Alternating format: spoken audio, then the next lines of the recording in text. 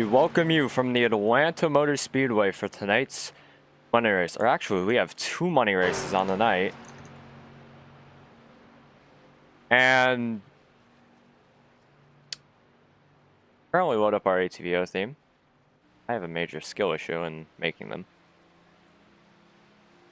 We are currently 34 minutes exactly in practice now.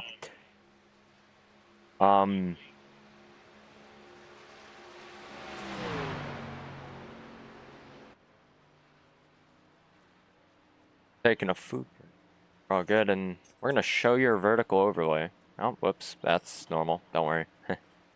And we currently have 6 minutes remaining on the clock, just about exactly 6 minutes. And, well, you may notice, this isn't the normal overlay we use. Are you stealing Jonathan Ramos's overlays? I would never, actually. I made this for him. So, if you think I stole it, well, I don't like you very much. No, but, this is, one of my favorite overlays I've made. I'm gonna do a shameless plug if you want to buy it. SKS Graphics, of course.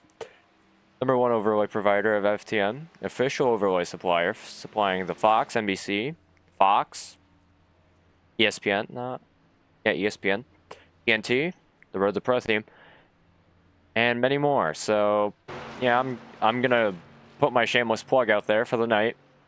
I'll probably do it 2 more times, but we're okay. It's just practice. There was an 87s race earlier in the night at Talladega. I wish I could have casted that. That seemed fun to broadcast. I love driving the 87s at Talladega. I finished 5th in NR Night in America, behind another FTN broadcaster, Alexander Balderas. So that is definitely funny. I tried to get to his side. That's what I remember. And, you know, I wasn't able to get there in time, and he got 5th, no matter what, even if it was Daytona. So there you're at now. So I thought that was a another FTN broadcaster in here, of course. Terry Radford used to be on FTN until personal issues came about, and unfortunately he's not on FTN anymore. But we still love you, Terry. Thank you for your service on FTN. And we have 18 guys I'm counting so far, just from the overlay. 17 or 18. We have Nick Whites. I thought he was a pro driver. We have Timmy White. Definitely been a while since we've seen him. My first broadcast back. Dennis McCullough Jr. And I believe we're having Ethan Eckert join him.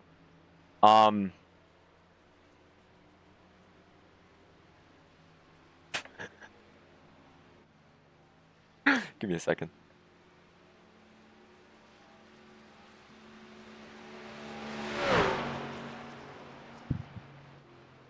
Three minutes 36 left. Let's actually focus on a driver. Give me just a second here. Let's focus on Ambrose Niebel. I believe that would be his name. I suck at pronouncing names for the first time, so give me a second. I have to update my camera pack here. Oh no. No, I don't like you, intro. Sorry, David. Oh, hey, that's definitely pretty convenient. I don't have, cameras for here. TrackCams22.com. I gotta go buy my set. Anyways, we're back. Unfortunately, no cameras on the cars, but we do have them on the trucks. And I forgot to load trading paint, so give me just a second. I was not even in a rush. Well, I was sort of in a rush. I didn't know what was loaded because these guys were doing an 87s race, which, may I remind you, was pretty amazing, I'd like to say, because 87s Talladega always providing good racing. If you'd like to join, I believe the link is in the description. But yeah. And we have over 20 guys, I believe. Oh, and someone's in the wall. I'm not going to say oh no just yet.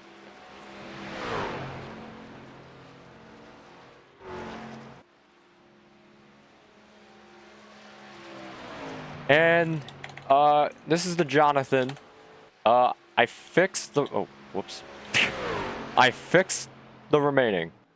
So a lot of things going to be fixed on this new Fox overlay. So if you're interested, purchase it from me.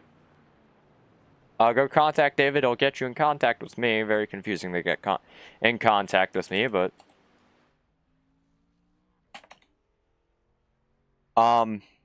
definitely. All right. So I said I was gonna do 2 to 3 more shameless plugs of this night, and I already did my second. So definitely a new record here. Looks like we have Nathan Harper 6 joining us. A lot of guys are going to be joining us for tonight's event, which is going to always be interesting. Matthew Radford on track, so not XFTM broadcaster, Terry Radford. But glad to see Matthew out on track. He's like a chill guy, nice paint scheme from Carolina. I don't know which Carolina, but from the Carolinas, as you can see on the truck. And Douglas Camp goes to the top of the board. That is an interesting truck of choice. I'm trying to see what's on there. I can see Douglas Camp. I can see 408. Okay. I don't know what the pattern is on that, but it is very interesting. Catches my attention. Marine life? Okay. Okay. It might be a camo. I'm kind of lost on what it is, because my eyes kind of suck.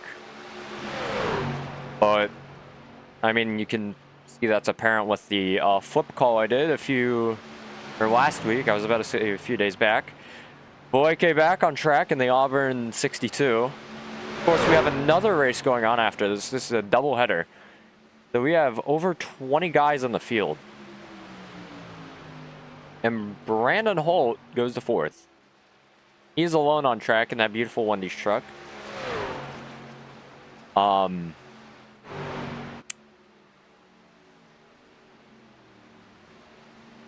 Might have Brandon Broadfoot join us. Of course, he was in contention for a win last week until he got in that huge wreck on the second green white checkered, I believe it was. So that was an unfortunate incident. But glad to see he's coming back considerably. And here we go. So we have qualifying underway now. I don't like the red. I want to go to green. Yeah, there we go. I like that more. 10 minutes of qualifying. Chevy, Toyota, and Ford. Of course, you can't stamp a different manufacturer on here, but it'd be funny to see a Dodge Ram. Now, here we go. We have one of these guys going out on track. This is going to be David Flanagan. Let's check his driver input. So these are only estimates. If he is not actually lifting in the corners, but it looks cool. So give me a break.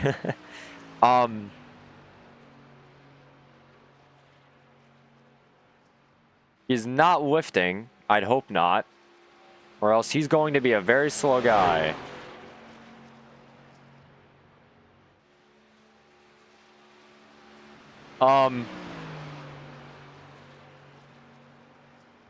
He's looking to go top of the board, but this is his first qualifying lap of the night, going 169 miles an hour solo in the turns. Then his speed boost straight up, now going to 177. I saw for a second there. Now it's stuck at 176, top of the board for him. Second now to Tim White. I'm going to start saying Tim White because it sounds like Timmy White, which is not his name. Maybe a nickname, but 2/10 off. Never mind. Radford to the second position. And we have Wilson 4/10 off. But remember, these guys aren't going balls out on the first lap. So that is going to be top of the board, I'd presume. Yep, top of the board, because now he did his actual lap going on the low side. But now 0.1. Tim White, is he going to improve? I have no idea where he is on track. He's on track, and okay, thanks. iRacing. Oh, seems Tim White is no longer on track. Harry Wilson. Fine, okay. Whoops. I don't think ATVO likes me very much. 7 minutes remain. Landon Valeke goes to park it. Ambrose Sneebel right there on our cameras. Thank you. Now we're going to cut to Jeff Merck.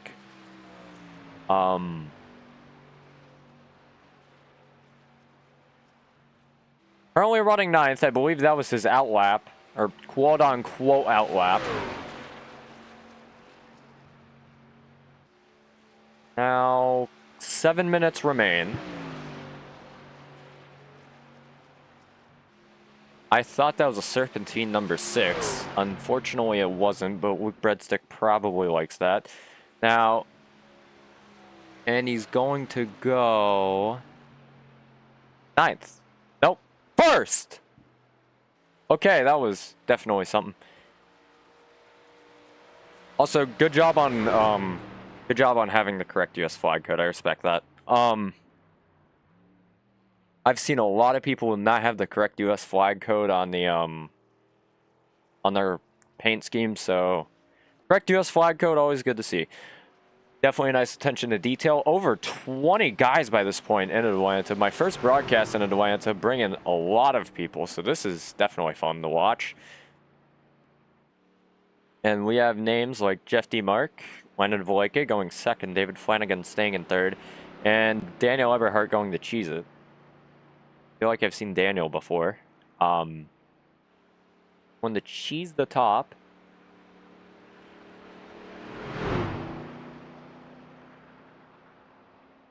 Five minutes, 45 seconds remaining. Daniel Eberhardt starting his qualifying lap. And he's going 140 miles across the line.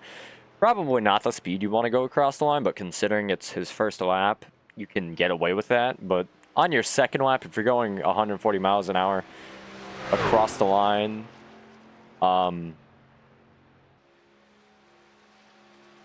that's definitely not good. So I hope that's not his actual lap, which would kind of be worrying if it was, but glad it's not. Now coming to the line, he's going to look for pole position on this next lap. 174 across the line. And that's definitely not as low as we've seen some guys take it, but he might be cooking up a new strategy here. So 172 off of the corner, 173, 174, 175. There we go. Give it to us. He's not going to get 176 in the... No, he is. He is going to get 176. And he's not going to lose much speed through the corner. So he might actually have the fastest lap, having 171 off corner exit. And he's going to go to pole, I assume? No, he goes 2nd by 0.04 of a second. So definitely very close qualifying session here. 4 minutes remain. And Ethan Eckert on the track. Hi, Ethan.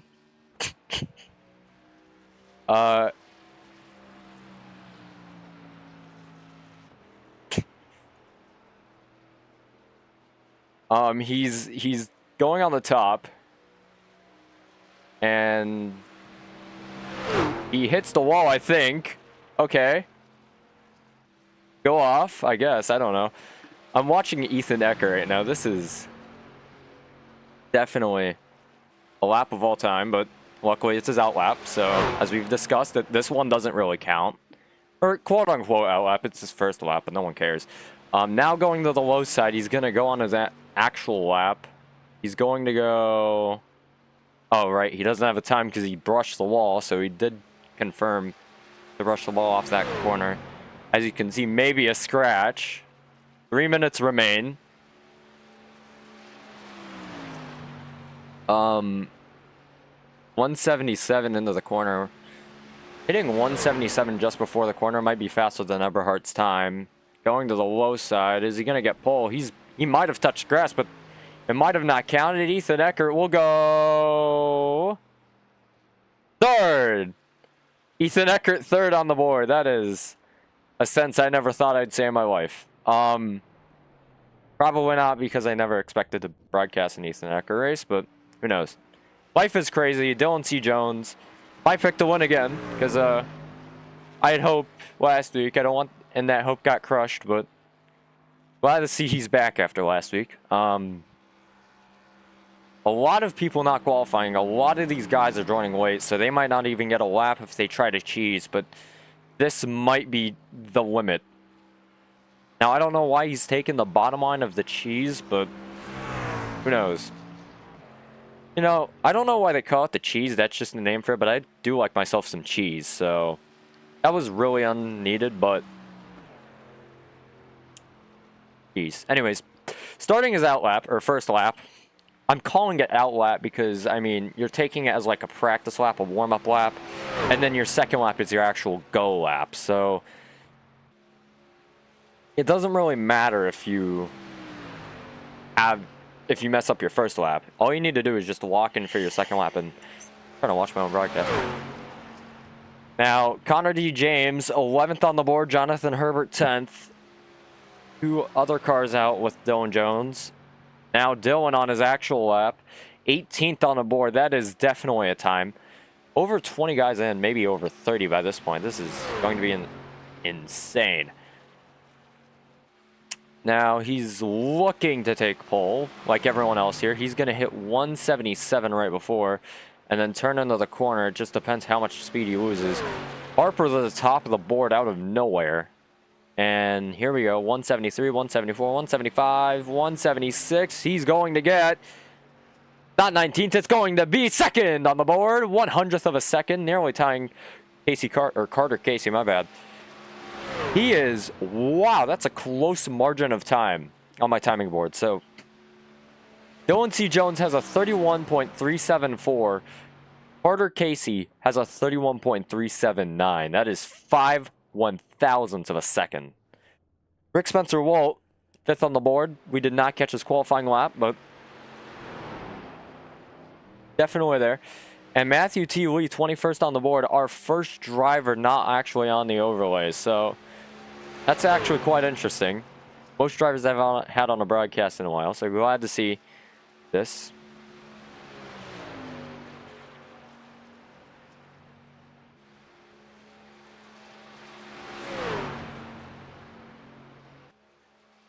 And he's looking to go faster than 21st, I'd hope. If not, then, I mean, who knows? You might want to be in the back considering... Oh, he's 5th. Okay. And qualifying ends. So we have a lot of guys here. I think that's 38 drivers. 38. That is the most drivers I've had on a broadcast. So this is definitely going to be an interesting race. Definitely. And to take off your driver inputs, and let's go to a different camera of ours. Maybe, yeah, this looks good. We're going to go to your... All right, we're going to go through your grid for tonight. And here we go. So, turn off that. And grid. So, your starting grid for tonight. Nathan Harper, 6th, and Dylan Jones, 1st and 2nd. Next, you're going to have Carter Casey and Jeff Merck, 3rd and 4th on row 2. Row 3, you have Matthew Lee and Rick Spencer Walt. Row 4, you have Ethan Eckert and Connor James. Row 5, you feature Daniel Eberhardt and Landon Valoike. Row 6 features Chris Tripp, 2, and David Flanagan. My bad. Row 7, Ambrose Niebel and Kyle White. Row 8. Steve Sizemore and Jonathan Herbert. Row 9, Douglas Camp and Matthew Radford. Row 10 features Tim White and Terry Wilson too. Now row 11 turns to David Gage and Joseph Neal, I think. Row 12, Nick Whites and Mark Sherwood. Row 13, Joshua McCullough and Neo Mahoon. I believe that's the first of our non-qualifiers. Or it would have been... I believe Dave was the last qualifier, so... Very interesting stats. Now we're at our do not qualifiers. This is based off iRating. So, row 14, Andres Salava and Matthew Pont. Row 15, we have Christopher McCall and Greg Corte. Row 16, we have Christian Martinez 7 and Braden Holt. Row 17, we have Steve McGough and Kenneth McCall. Row 18, we have William Scott and Bobby Forbes. Row 19, rounding out our field, we have Sean Scheffmeyer, I believe. Pace cars rolling off. And we're going to focus on your leader. Some guys did not grid, I believe. That or my overall... Oh, no, it's my timing screen. Okay, well, glad to know it wasn't me. Focusing on you. Definitely. Okay, so Nathan Harper, our leader, is going to choose outside for the start. I don't know if I can do that, but meh. So guys are definitely ready to get some nice 50 laps of Atlanta going on here. Going to be a long, long race, so I don't think some of these guys did grid. I will be honest. I don't know if some of them gridded, so yeah, we have less than advertised on the starting grid, but that's because some guys may want to start from pit road, so that is the choice people want to do. Thing more interesting. Header on your screen now. Coming to the green for our first lap here at Atlanta. We are Green Flag Racing here from Atlanta.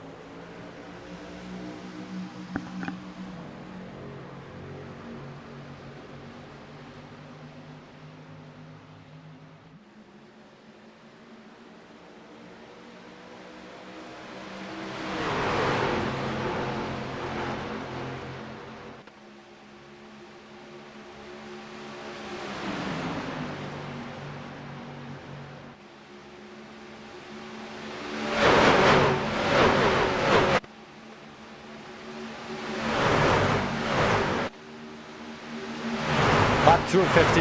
Now, coming under pressure, not really, I'd say, because you're only on lap 2. Jeff D. Mark looking for the lead, a very early lead at that. On the outside, Ethan Eckert on the bottom line pushing the 25, the 21. That's going to be Matthew Lee pushing Jeff D. Mark. I've seen those two guys work together before, I believe, last week.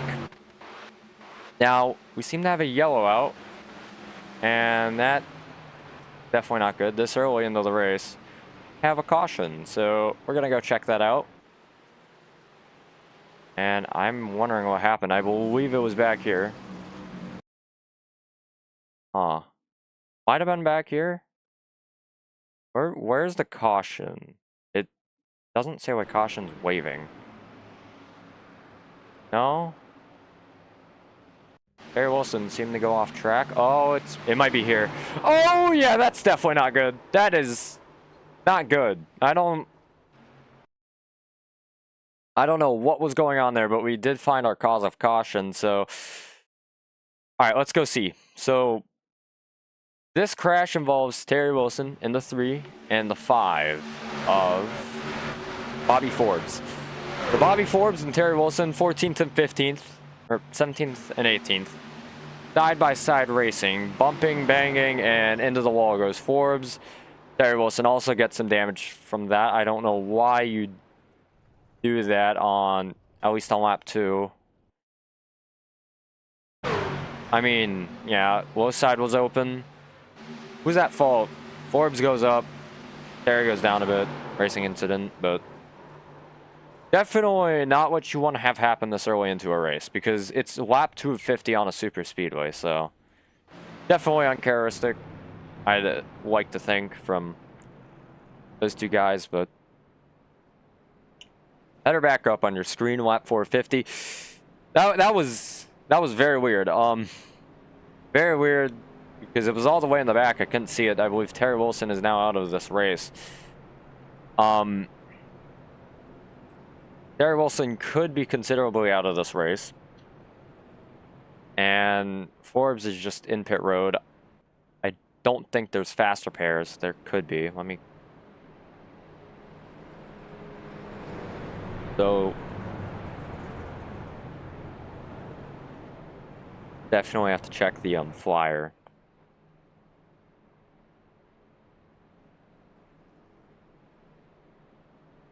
Yep, one fast repair.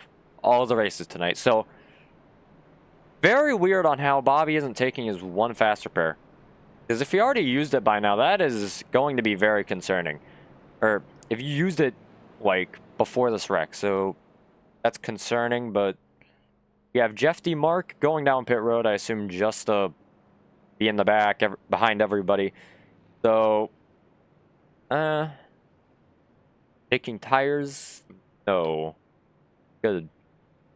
Yeah, just probably in there for flash of gas or windshield tear off, just to go in the back.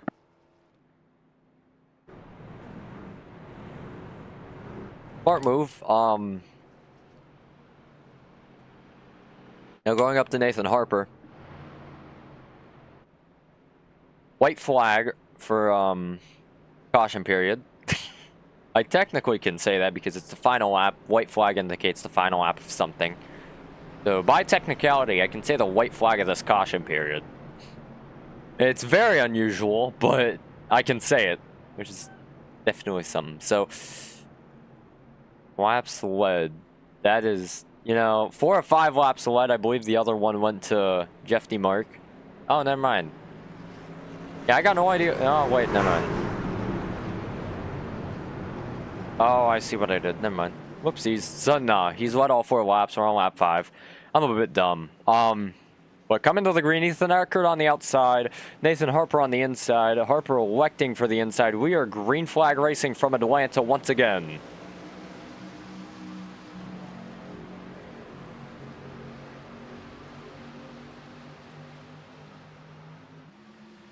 Bobby Forbes coming back on the track out of the garage. So good to see him back in the race. 17 cars now on track.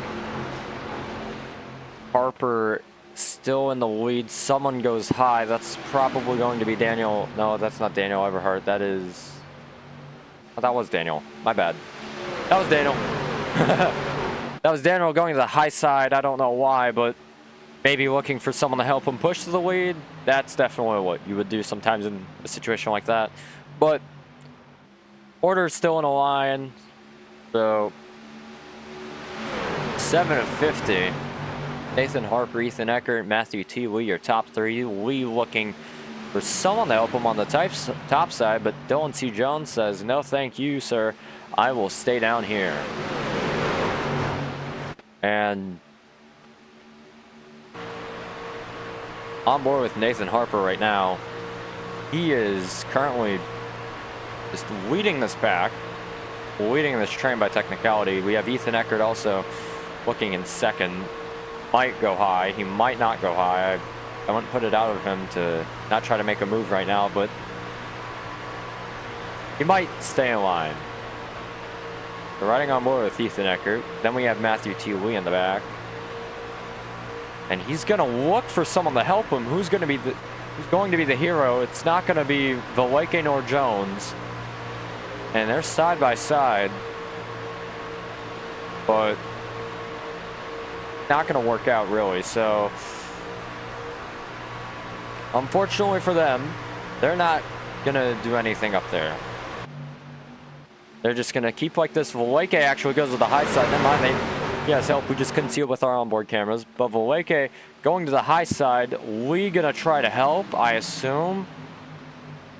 Dylan staying on the low side. Too wide throughout the pack. Ethan Eckert looking a bit squirrely. And as long as they can keep it straight for the next 41 laps, this is going to be a nice, fun race. I mean, with a few cautions sprinkled in, sure, but I'd like to see these guys go all the way to the green, or to the end of the race on green, see how it works out, maybe pitch strategy, maybe not, and see how these guys take it, because now they're 3 wide this early in the race. So if these guys are going to go 3 wide this early in the race, imagine a lap 50 finish with 3, 4 wide maybe. The 87 looking to help Lee on the top. That's going to be Herbert.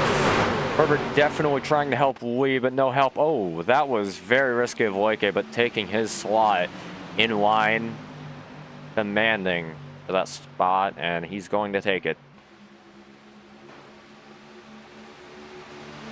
Go on TV static and listen to these guys just fly by like this.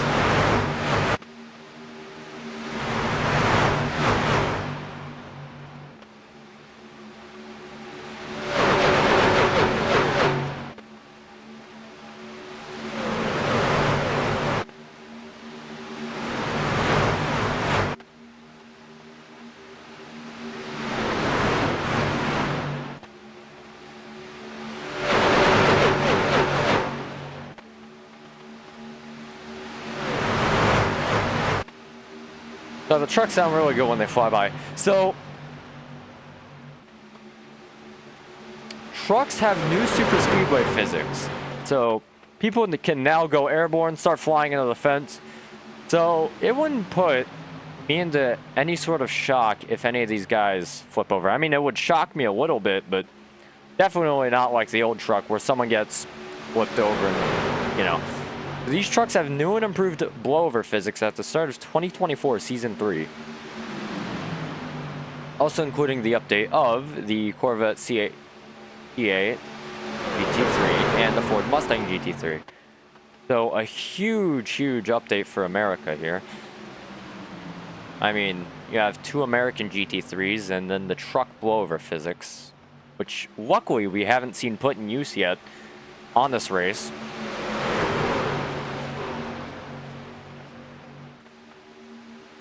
Oh yeah, and the 3 new street stocks. So if these guys ever do run a street stock super speedway race, I'd love to broadcast that. I'm just saying, I'm open. Definitely would be exciting. And with these guys, with how they're racing, it wouldn't put me in any sort of shock if they could conquer a street stock super speedway race like Charlotte or Michigan. But back on topic of the truck race now. Now, it's by no means old news that Atlanta has a super speedway configuration, but I've personally grown to like it. It's interesting that they turned a half-mile speedway into a super speedway because, well, if you were to repave it, the racing quality would be decent at best. What made Atlanta fun was how much it ate up your tires, how much strategy you had. Now with the new repave, the best thing they could have done is turn it into a super speedway. So, and that's what brings us here tonight to Atlanta, is the super speedway configuration. Very nice configuration. I like it. That green wall does remind me of Kentucky a bit. The only NASCAR race I have attended, Kentucky 2011. But I do love Atlanta. Very nice track. And now you see lead. Matthew Lee making a run for the lead on the high side. And might actually take the lead with help from Valeke, and that seems to be the number 60 of Merck. That's only 3 trucks compared to the 5 on the bottom side, so they're definitely going to need one more truck to help, which no one seems willing to be. But we're almost halfway into this race with only 1 yellow, so that's pretty impressive right here. Now, something to note. This track is very interesting because, super speedway times here are usually shorter.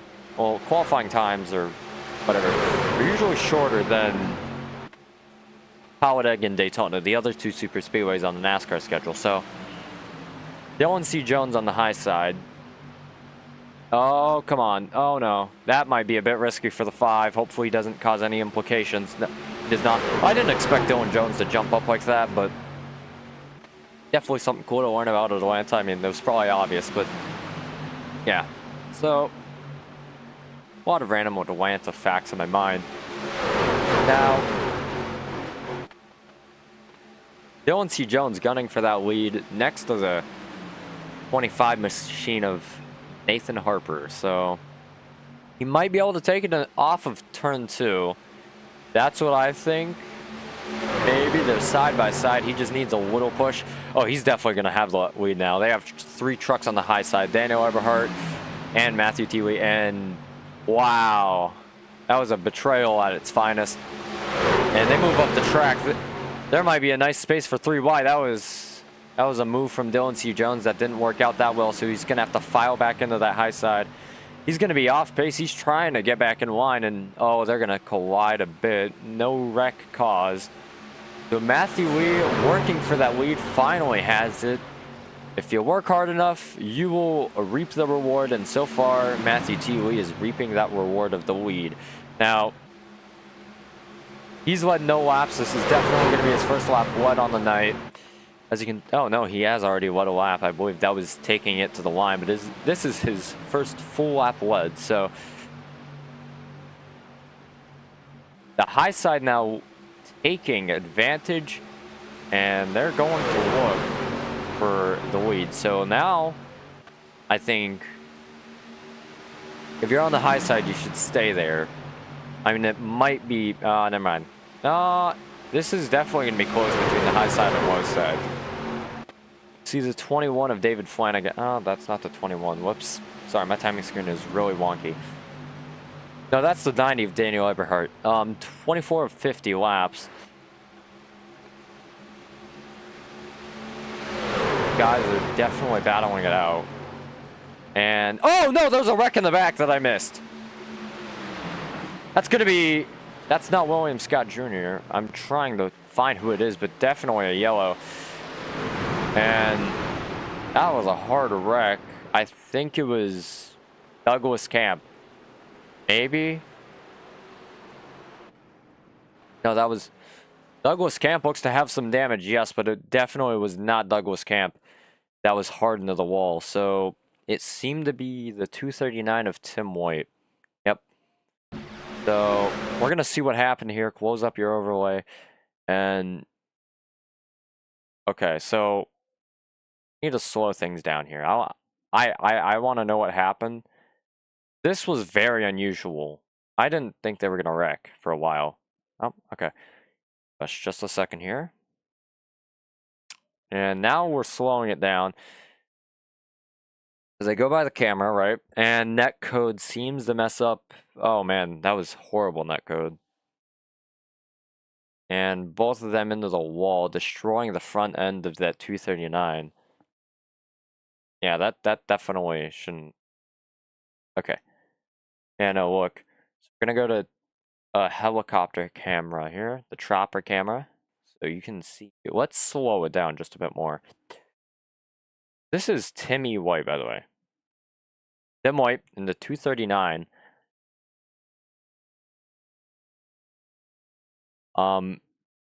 Yeah, that was just netcode. I mean, I don't know if you can really put a blame on netcode. They were probably... let's take one more look. Yeah, they were going to collide no matter what. Tim White was going up the track. The 408 was just there. And nothing, and I mean nothing, that the 408 could do there. That's an unfortunate ending for Douglas. That's not an ending, actually. Fast repair does exist, but unfortunate incident for Tim White and Douglas Camp. Now, I want to go on board with Douglas real quick. I just want to see how it looked from his view, so... second here. Oh, that's definitely not a camera we want to have right now. But definitely right there. Alright. Riding on board with the 408.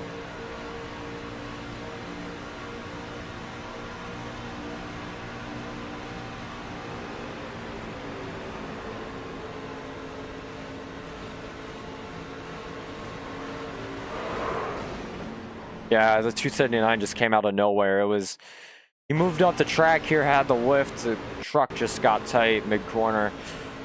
And then the 279 comes out of nowhere, bam, into the wall, and he's wrecked. So, very unfortunate.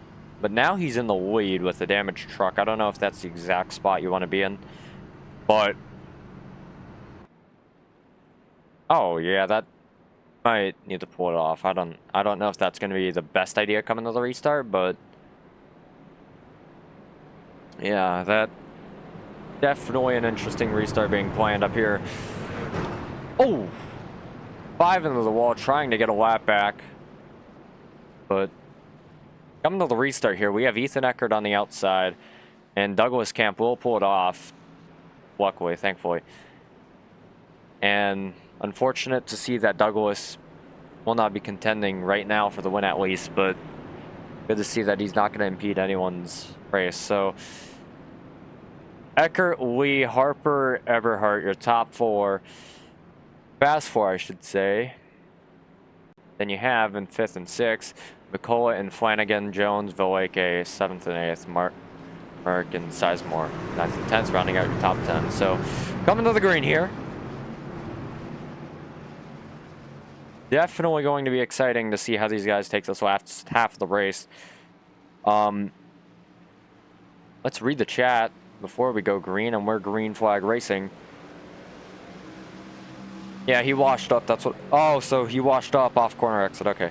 That's what I was thinking. I didn't think he went up with intent, but yeah, you could see with the earlier wreck, with how the 408 washed up, the 239 did the same thing, but on corner exit. So unfortunate positioning. They're green right now. So Eckert, Harper, Lee, but yeah, Eckert and Harper working together like they have been all race. Then we have Lee and Eberhardt trying to hook together, I'd assume. They've been working together all race, but I don't think that's going to happen, so no loyalty from the Toyota and Ford. But, oh, never mind. Yeah, good. Maybe they will. He just wanted to have Lee Salot in because that's someone he can definitely trust on a super speedway. Never mind. He's going for the lead with a new person. That's going to be the number 4 of Christopher McCullough. And oh, he's getting a nice push. Oh, he's going to get a nice run off corner exit. Christopher's definitely doing a lot to help that 21. And good push. And can he go down? He's not going to be able to. Eckert not going to give him a space. Maybe he will off corner exit. That looked close. I thought someone was getting turned there. I was so ready to yell, oh no, but luckily I didn't. Christopher now left up on the outside. Is the 8 going to help? That's going to be Sizemore. Steve Sizemore, we haven't talked about him all race. And, you know, you really don't want to be talked about early in the race unless you're up in the lead. Which, you know, not really essential for him to be in the lead. At least that early, because the only lap you really want to lead, as I've mentioned 15 million times before, is that last lap. That's the only lap where it really matters you're in the lead. So definitely glad he was probably not mentioned on the broadcast because he wasn't ever up near the lead. And if he was, then that was definitely a bad move from him. But or maybe it would have been good. I don't know. Most circumstances, it's usually not. But now Christopher gets in the second. Good to see Christopher actually got up there. Unfortunately, leaving a few guys out, but only one person can win the race. Not everyone can win a race, unfortunately, but that's how it is sometimes in life. And Matthew Lee still leading side by side with Sizemore. Sizemore looking for a run off the corner. That's not going to be the case. Christopher blinks out. Now he's inside of the 21. Never mind. Quite literally inside there. Everyone jumps to the outside. Glad to see it wasn't the me thing, but unfortunate. And now Sizemore takes the lead with no help from Christopher. So now Lee is going to drop back to second. Sizemore going back up maybe to help Valeke. Everhart looking to go to third at least. But seems to not be the case coming to lap 34. So lap 34 of 50. Guys are definitely not letting anyone go easily. Now what happened to Ethan Eckert? He was up in the lead here. Oh, no mind, he was just back there. And Harper, that is probably his lowest position of this race. Considering the fact he's been in the lead. We look at this. Yeah, lowest was 6th. So, that's definitely interesting. How much time has he fallen off from? Yeah, he's... I don't know if that's counting for the lead. Ah, no, it's not. So... Oops, I clicked the wrong guy. Matthew Lee in the lead, lap 35, 35 laps down. And Christopher seems to be going off track. What happened? That was very unusual. We're going to go on a replay to check that out. That was very unusual. Oh, we're going to go back. Oh, he blinked out for a second. I think he's pulling off because of internet issues. That's my theory. So we're going to go check this one more time, though. Any legitimate reason of why he pulled off? Maybe got a bad push from the 25. Oh, yeah, looked like it. Good save from Christopher, so... He's still in the race, just very, very far back with that second pack now. 36 of 50. Lee now trying to defend 2 lanes. Thankfully for Nathan Harper, he's going to have the chance to seize that opportunity and take the lead. 37 of 40. And he's going to get a nice push from the 90. That's going to be Daniel Eberhardt now working with Harper. So he's getting pushed by a red Ford to the lead. That is... He's getting help from red Fords to be in the lead. First was Ethan Eckert, now Daniel Eberhardt. And he's a red Ford himself. So red Fords maybe have an alliance. But no. Focusing back on the race, Matthew Lee in the lead, or not in the lead, third. My timing screen is messing me up so bad. Now second. And would you believe it if I said my timing screen is saying this race won in 6 minutes? We'll see about that. If this stays green. I mean, the laps here out of Atlanta are pretty quick, so Atlanta laps are pretty quick considering it's a 1.5 miles and not a, well, 2-mile track, 2.5.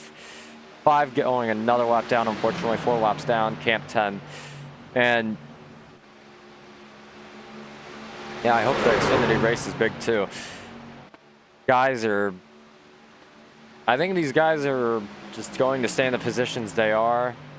12 to go. I think they all should try to stay in a line maybe the next 5-6 laps and then go for it. So that's what I think. I don't know. I don't have good driving advice. I don't win super speedway races a lot, but I don't race on super speedways because I can't race. So might be a factor, but... And they're 3 wide in the back of this first pack. Steve Sizemore. And then the second pack, pretty far out, looks a bit dysfunctional, unfortunately. Luckily for this first pack, they seem to not be as dysfunctional. Maybe a bit, but I mean, you really don't need to pull away. You're 7 seconds ahead of the second pack. Don't worry about it. You have 10 to go. There's no way they can catch a second per lap unless they all start to work together, but I seriously doubt that. Well, I'll seriously doubt that they catch, but maybe they do start to work together. Now, Harper's still keeping his lead. That is probably the most laps led on the night. Nope, wrong widget. That is probably the most laps led on the night. 24 of 42. Or 24 of 41 technically. 9 to go. Definitely has the most laps. Over half of the laps of led have been led by Nathan Harper. But don't count Matthew Lee out. Having 10 of 41 laps led now. 10 of 42. So he's going to go to the high side. He's going to look to get a push from Waleke, who has led 0 laps, in fact. And there seems to be a caution on the racetrack, so...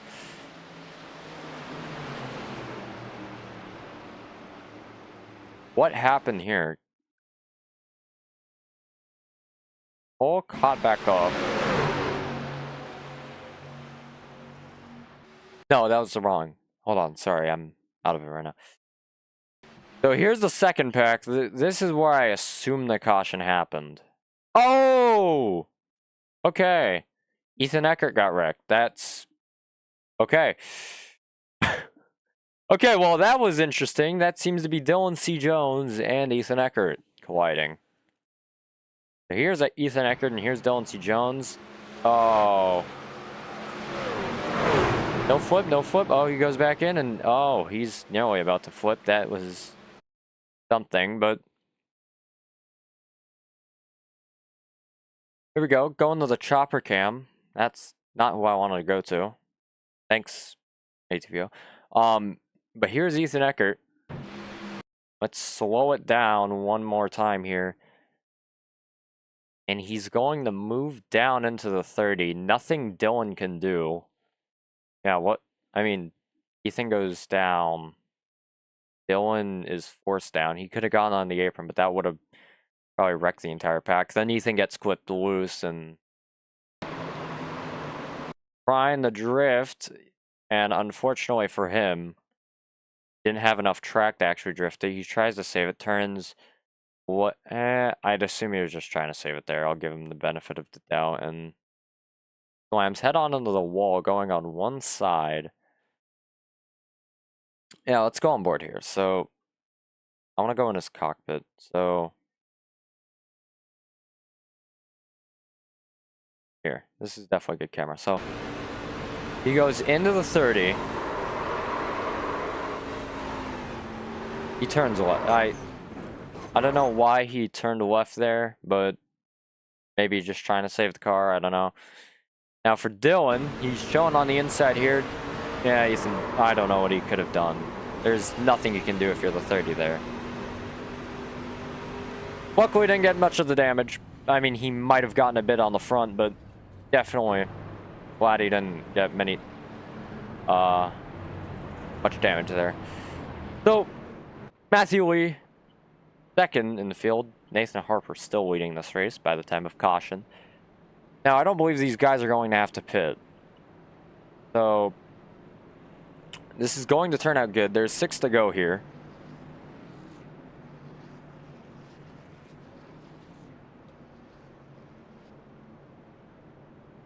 And now we wait for this race to go green. 1 to green.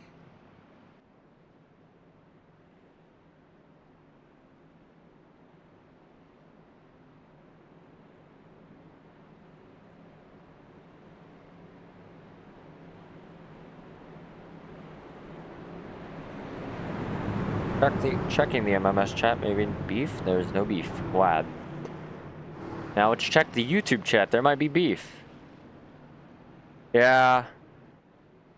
Yeah, he pinched Jones a lot. I've seen an Ethan Eckert race. He does that a few times. It's nothing.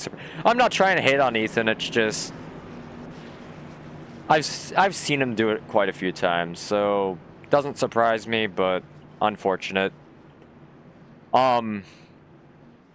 As I said, I'm not trying to hate. I'm not trying to throw shade. I've never been affected by Ethan on the track, so I have no reason to hate. It's just, yeah.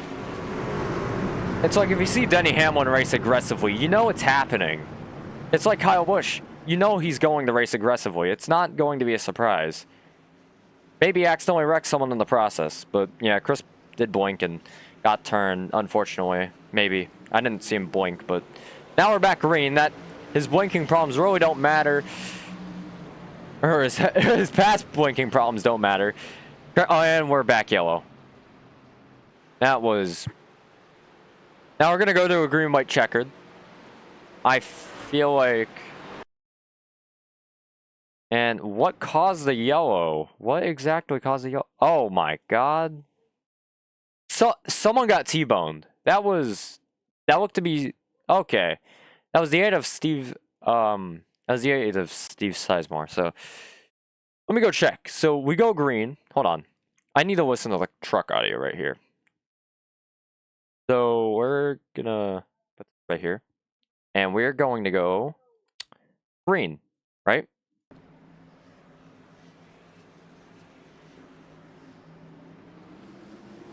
Now he doesn't get the best of starts, maybe a miss shift.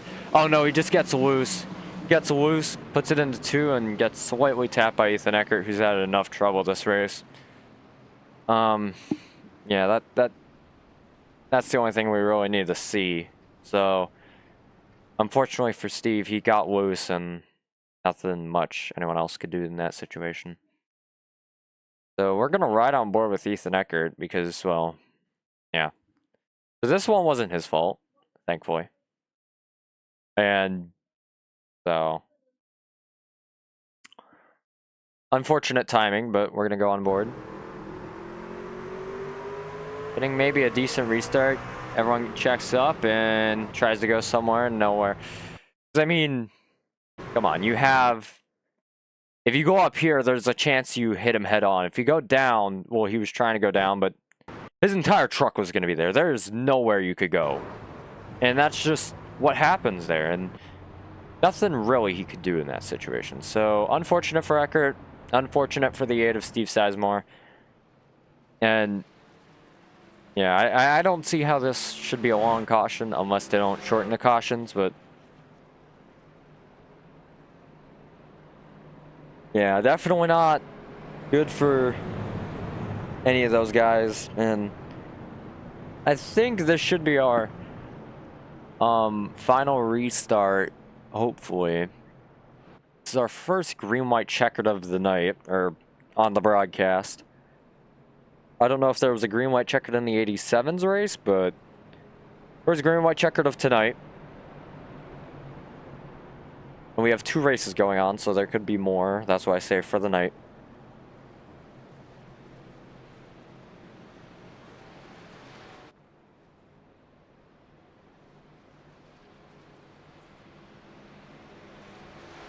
And that is the 5 getting more laps back. Just a few laps he still can, so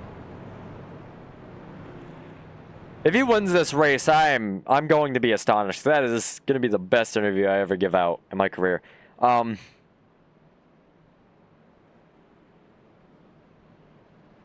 waiting to come back to the green. Won the green, I believe, this time by.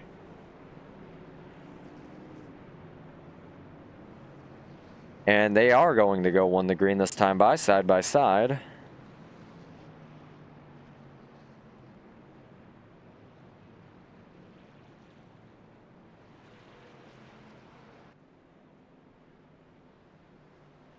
And hold on, I need to post my Jack Villeneuve car completed up tonight.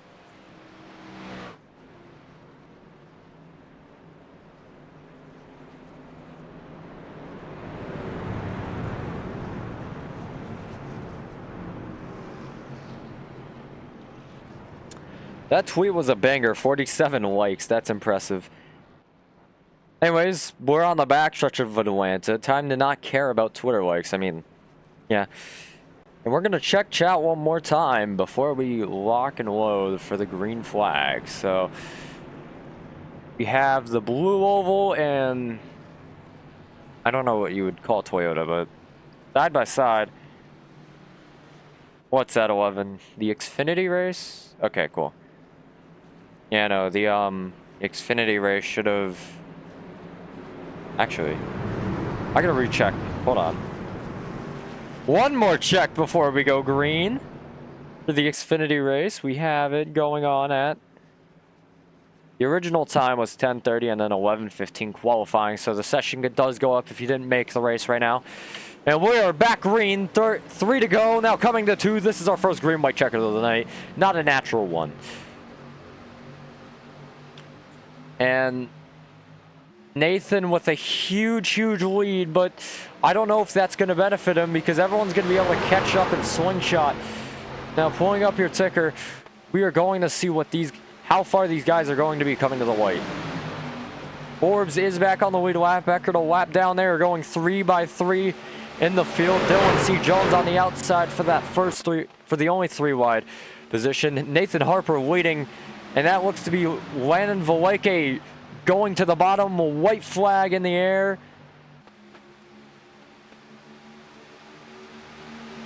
Side by side, Matthew Lee stuck on the outside. Christopher, or no, that's going to be Kenneth on the top side. And he's going to try to help Matthew Lee win this race. Nothing much he can do. And everyone's in the wall. Everyone's going to be wrecking. But here we go, it's coming to the line. Nathan Harper dominates the race. No, it is not Nathan Harper, actually. I messed up that call. And it's actually going to be Daniel Eberhardt. Daniel Eberhardt wins Atlanta. My bad, I got mixed up. There were multiple red Ford trucks out here. And Daniel Eberhardt, out of nowhere, wins tonight's race. That is surprising. As a surprising finish, Daniel Eberhardt wins. I apologize, I messed up that final call. But Daniel Eberhardt, your winner for tonight. Nathan Harper, the dominant truck of all night. Unfortunately, no win. So, we also have an Xfinity race going on. Qualifying starts at 11:15, so make sure to join just before then. Maybe 10-minute qualifying. But that's all of the no burnout celebration. So let's go through your results real quick before we do our post-race interviews. So, Daniel Eberhardt first, Landon Valeke second, Matthew Lee, I apologize for the messed up call, third, Joshua McCall fourth, Nathan Harper fifth, Jonathan Herbert sixth, Kenneth McCullough Jr. seventh, Christopher McCall eighth, Dylan C. Jones ninth, William Scott Jr. 10th. Now, Steve Sizemore 11th, Tim White 12th, Bobby Forbes 13th, Jeff Merck, 14th. David Flanagan, 15th, the last car on the lead lap. And then Ethan Eckert, 16th, first lap car. Douglas Camp, 17th. And our only DNF of the race, Terry Wilson. And then the rest are DNQs. So.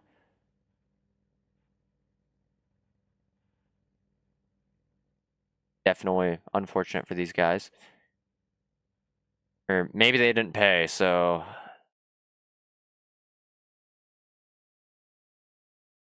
Now, our Xfinity race, which we're going to go to on here, and we are going to load into the session and try to cover interviews while we load. So we have a while until qualifying actually starts, so we'll be taking a small break here. We'll qualifying after our interviews conclude, so if you're interested in an interview, join VC.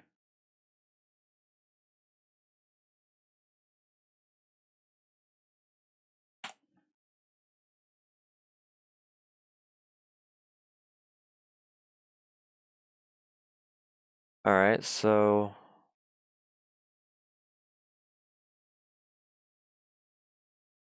I'm gonna show on the broadcaster chat.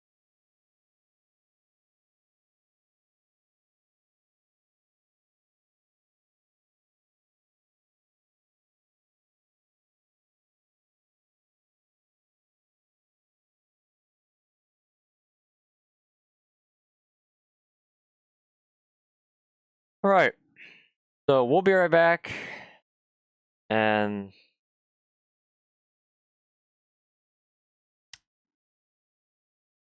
may hit a bit of a downtime here, but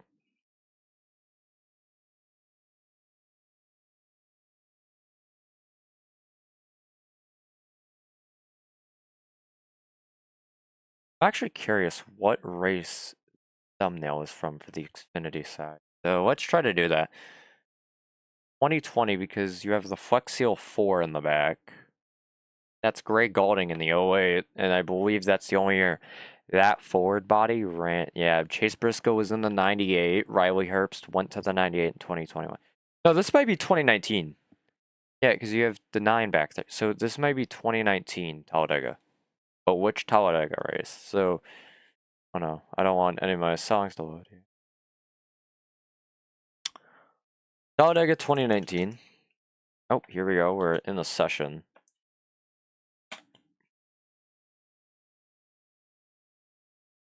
It was under the Xfinity banner, definitely, but that doesn't help much. It looks to be the one Reddick one. Spring Talladega. Yeah, Greg Galding. Greg Galding, what? Yeah, it was 2020 Spring Talladega, or 2019 Spring Talladega. That is where the thumbnail is from. If anyone was curious, that is where our thumbnail is from, the Xfinity side. For the truck side, I don't know, maybe 2023, 2024. I'm not too interested in Talladega truck series right now. I mean, who really is? If you watch the truck series, it's only if you want to see a wreckfest. Nah, but no one in the session yet. I said I said a mean command in the spectators chat.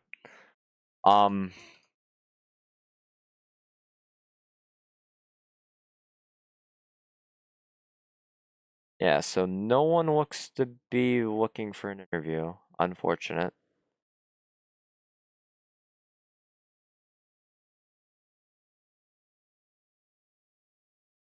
No pre-race interviews at that, so I wonder what I could do for a small program right now. Let's be a bit unprofessional here. Oh, never mind. We have someone on track, actually. Never mind. Here we go. Oh, I didn't realize the iRacing logo covers the on board. Oopsies. That was my fault. I have to switch themes anyway, so it doesn't matter anymore. So Say bye-bye to the Fox team. Say hello to Indycar. Say hello to my little friend. I don't know, that sounded funnier in my head. I completely forgot. Thank you for reminding me, brain. Oh, hey, that's definitely not what I wanted to see.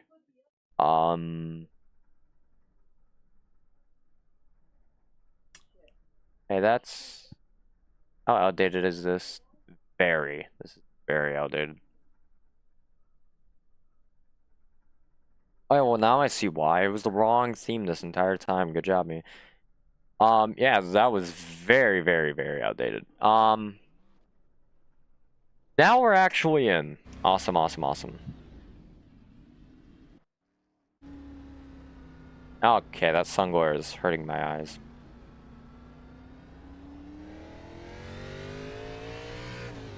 Gary Wilson out on track right now. The 3.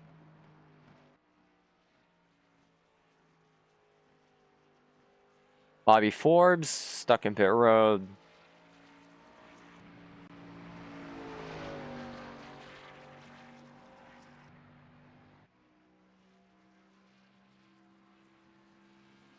And give me just a second here, I apologize. 35 minutes of qualifying.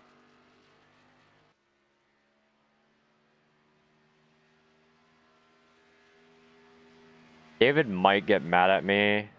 I hope it's not too bad if I go off the scheme I made pre-race because, well, you know, I'm having a bit of fun. That's gonna fit. Yep, cool. I don't want it to be as stretched as the league name. There we go. Cool, cool, cool. All right, so we're gonna add something called a slideshow at the bottom. So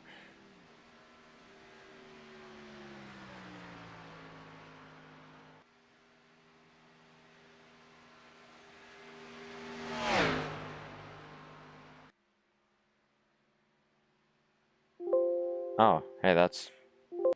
Oh, hey, that's convenient.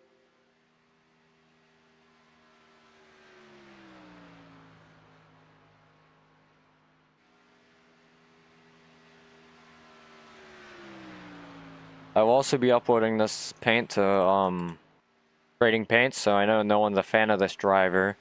But if you want to support me somehow, I guess, you can race this paint or advertise it if someone's a huge road course fan. I don't know, I'm trying to promote my own paints by this point.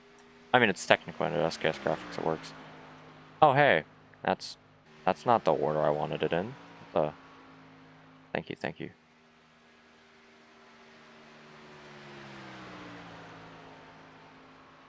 So here we go.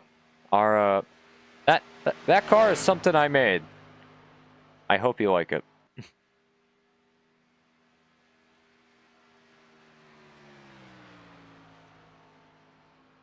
Very nice car. Thank you to my teammate for the pictures. Very beautiful. 2010 Montreal throwback. I have some plans for 4 other cars, so maybe stay tuned. I don't know. I'm just showing this off. We got 30 minutes. I've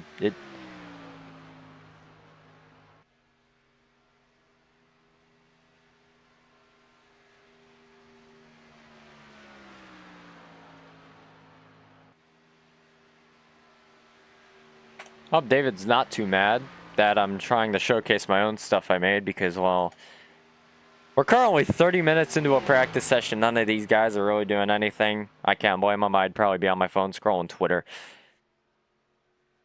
I thought that was a Quinn Health number. I was so excited. You gave me so much hope in that singular second. Oh, well, hey. Come on, man. Okay, thank you. You gave me so much hope in that singular second that was a Quinn Health throwback. But it got taken away. All of my hope was taken away from me.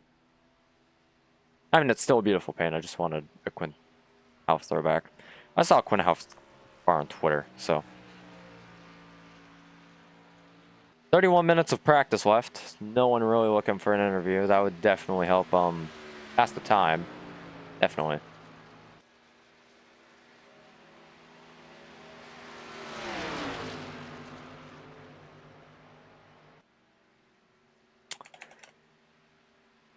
So the only two people on track are going to work together. Actually, I could take a food break right now. All right, so I'll be back. I'm going to go take a small food break. I'll be right back.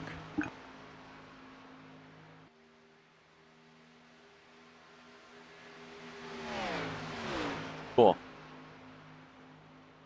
So, 30 minutes left.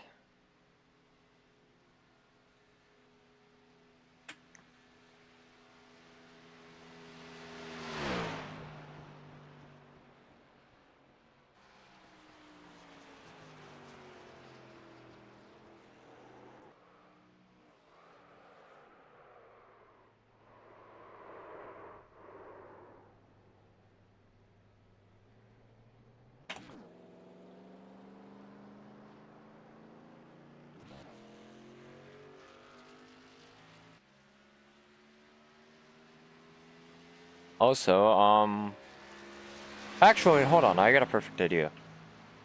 Before my food break, because my food's not here yet. Oh. Hi, Ethan.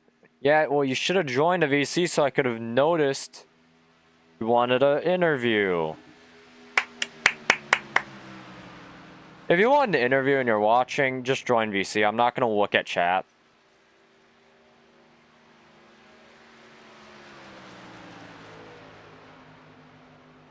You know, David said, please don't show my Jack Villeneuve paint off, but I already did. So, no one... this can be a secret between us. Harper's in the session. Hopefully... he might dominate this race. Who knows? I mean, we got 29 minutes until we figure that out. Definitely a very unusual broadcast for me. A doubleheader. Been about 2 years since I've done one. Definitely. Oh, that's a hard lick into the wall. That car is definitely totaled. And his engine's gone, so definitely not good.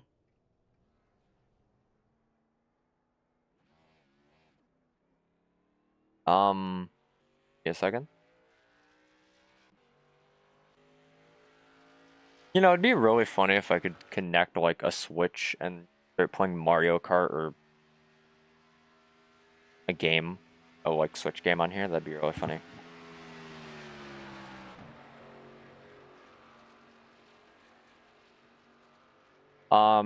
Definitely a bit unprofessional right now, but we're chilling. That a no. I'm reaching. I'm reaching with that one. I'm reaching. Okay, Ethan Eckert's in VC.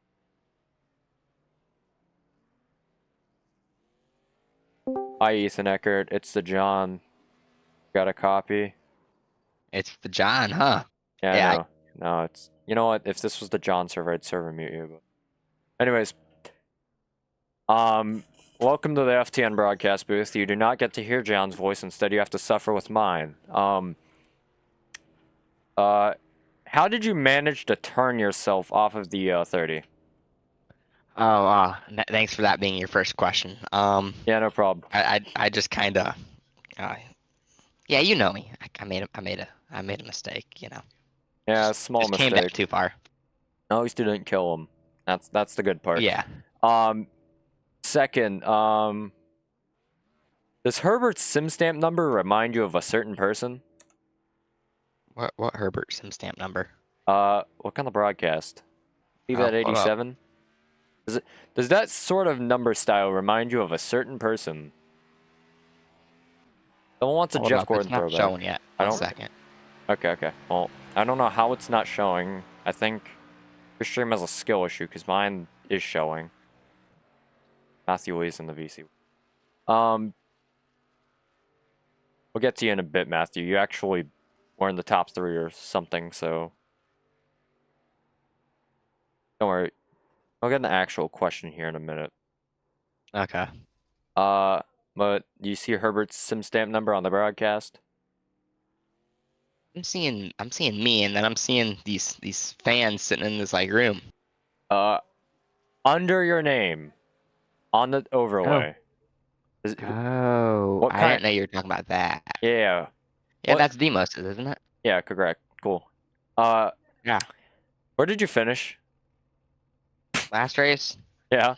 Like, I ended up a lap down because oh of yeah, the the only little car left then. incident. Well, Yeah. how was that? But How was that race? I mean, for my first mic race, I enjoyed it. It was fun. Me and Harper were dominating the whole beginning there until I decided to accidentally uncheck my tires. Good job. Yeah, thank you. Um, uh, and then you just kind of fell off, I assume. Well, I didn't have any grip. The car was stupid tight, and you just couldn't really do much. Yeah. And then how did you come down on someone while having no grip? I don't know, but I'm not too sure either. probably turned in too early. Anyways, Yeah, I'm pretty sure that's what I did. but yeah. Any spots you want to thank before we let you go? Uh, I'll thank my dad for sending the PayPal over, even though I had to pay him and all that, and also Nathan for working together because we're in a VC Oh, working okay. together. Cool. Yeah. So that makes a lot of sense on how you were working together. So Yeah. makes more sense now. Cool. Cool. Cool. All right. Well, All good right. luck this Well, race, and I'm gonna go eat. So all right. 25 minutes. Go Lock eat. in. Thanks. See ya. All right. See ya. That was Ethan Eckert. Someone I know well. Maybe for the right reasons, maybe not. I don't know. But yeah. So we'll be right back. Just gonna leave you with whoever the ATVO broadcast does decide to leave you with. So most exciting on TV1. This isn't serious. Okay. Okay, well, we'll be right back.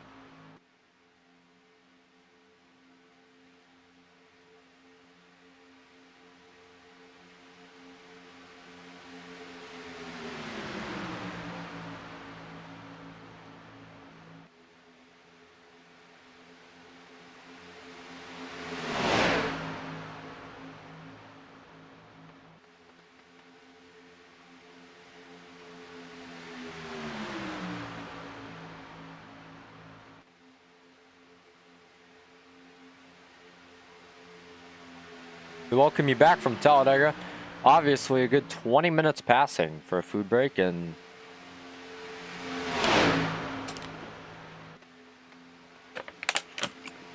water break also being needed just in the nick of time because, oh, now people are wrecking, but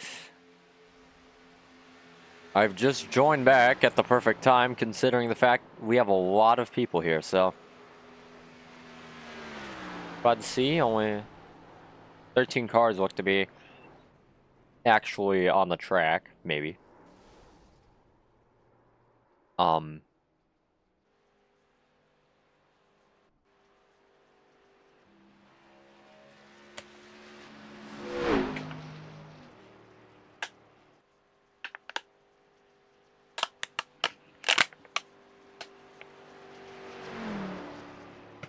right. Completely finishing my food break. Some water. Perhaps I might need another one later in the night, but water is very good for you if you didn't know. If you did, keep drinking. 13 cars definitely in here. And Brandon Broadfoot we're watching. We're gonna go back to most exciting though. Definitely not interested in randomly watching people practice. Oh. Whoa, whoa, whoa. It's a continue off.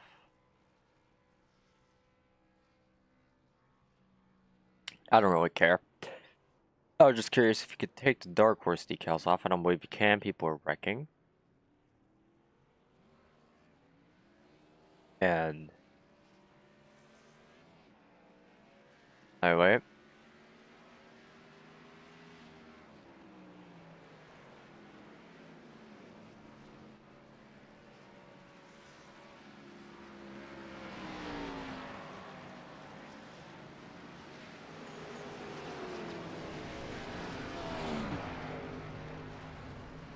And Ethan Eckert's wrecking.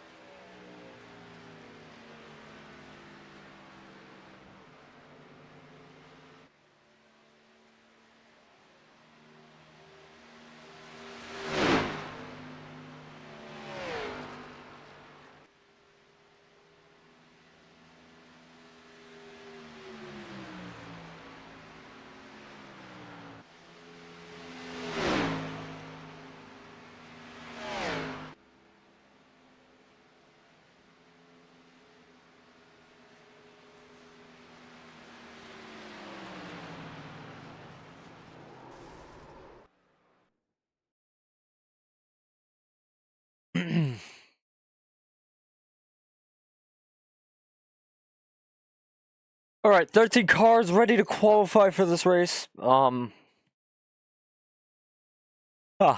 a bit tired right now, but it is 11 at night, so definitely as expected.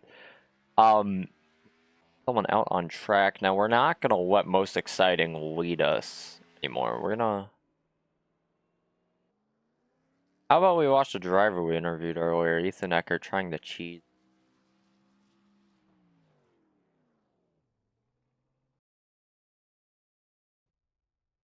Not, I don't think.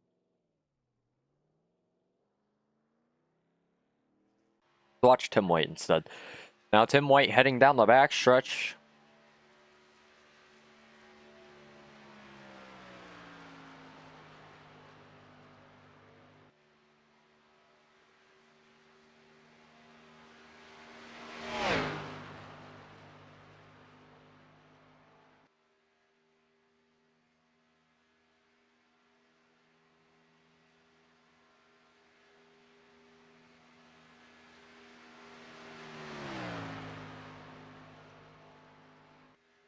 Fourth gear, 177 miles an hour going. 178 in the... I'm just starting to sort of realize that the trucks and Xfinity go the same speed. I think. I don't know. Now, he's topping out at 177. I don't know why he's on the low side. That was probably his first lap, so I don't know why he's on the low side there, but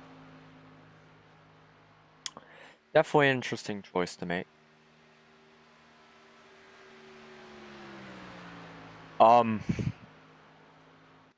Now the flyer for this race, it says that the race will be 50 laps. So we're gonna watch 50 laps of green flag Talladega racing.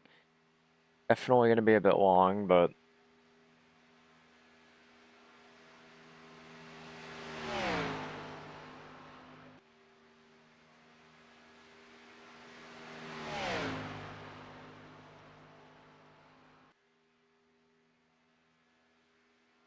I believe this time by would be a second lap. So open your ticker, and that is okay. I thought I fixed that. Probably didn't. Okay.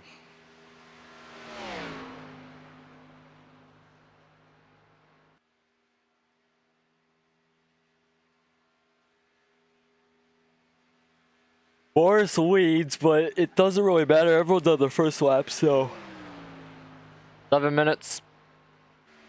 And he's going to qualify second. Shutting the car off. More response from that car as it is none of its engine. Ethan Eckert, fourth on the board. Final lap around, I believe he's hitting 180 into the corner.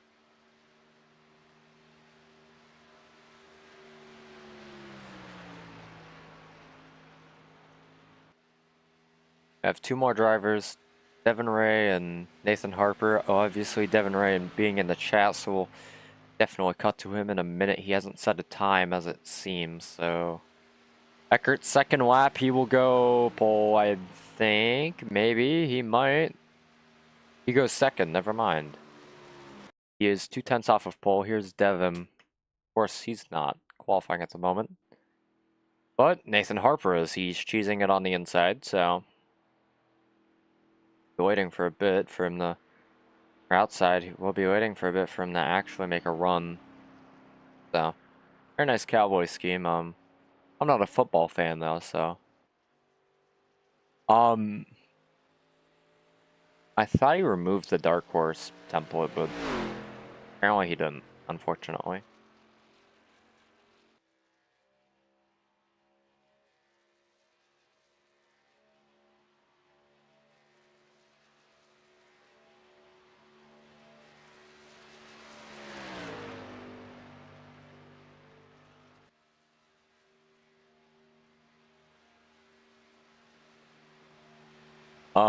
I think Demo saw the Eckert interview. Kind of the funniest thing that's ever happened. Nathan Harper on his first qualifying lap. He's looking for a pole.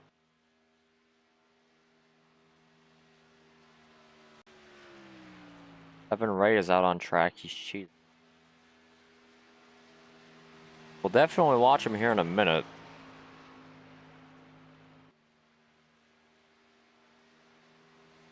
And now he's... Jonathan Herbert is also up to speed. All three drivers on track right now are up to speed. Jonathan Herbert, Devin Ray, and Nathan Harper's 6. So going 177 towards the line. He's going to qualify 5th on his first lap. Not bad. He can make a good improvement though. See how much time is really lost by that first lap going on the top side. That's 8/10 off. So definitely don't want to have that happen, but looking for a second right now.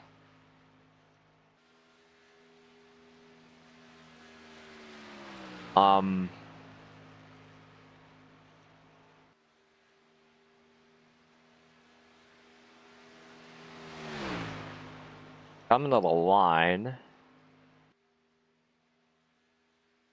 It will be...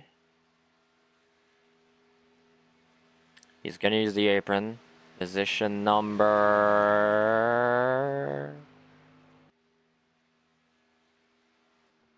54 on the dot. He goes to pole. That was a 53.998 for Nathan Harper. Devin Wright completing his first qualifying lap, now entering two. Or exiting two, I should say. Herbert also won a qualifying lap. We'll go see his qualifying run after this. Devin looking for pole. I don't think anyone's going to top Nathan, though. He's mastered that qualifying run, definitely.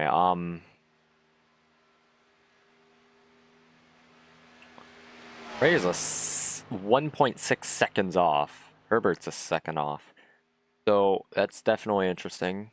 We're looking to finish the qualifying run right here. Now coming to the line, he's not going to use the apron. This might be a bit slower, but he will qualify. Position number 2, second. And now Herbert will qualify position number 6. Not much of an improvement. Ron Morris Jr.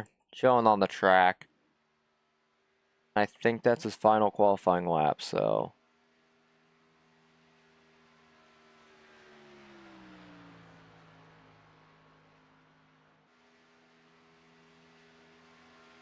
Throttle, are you watching the broadcast right now?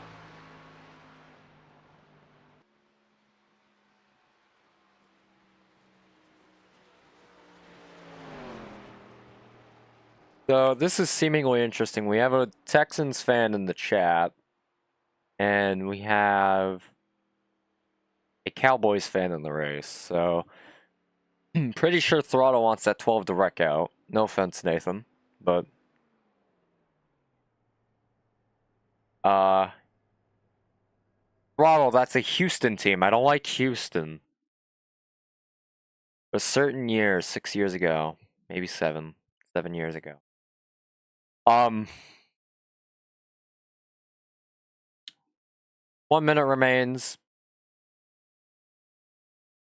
Gonna watch Ron Morse Jr., I guess. There's nothing much going on. Most exciting? That's the Ron Morse Jr. 50 seconds remain. Let's go read your chat.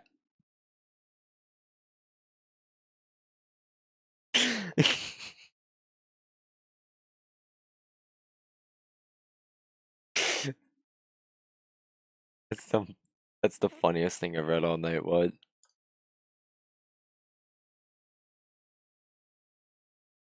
Hi, Throttle. I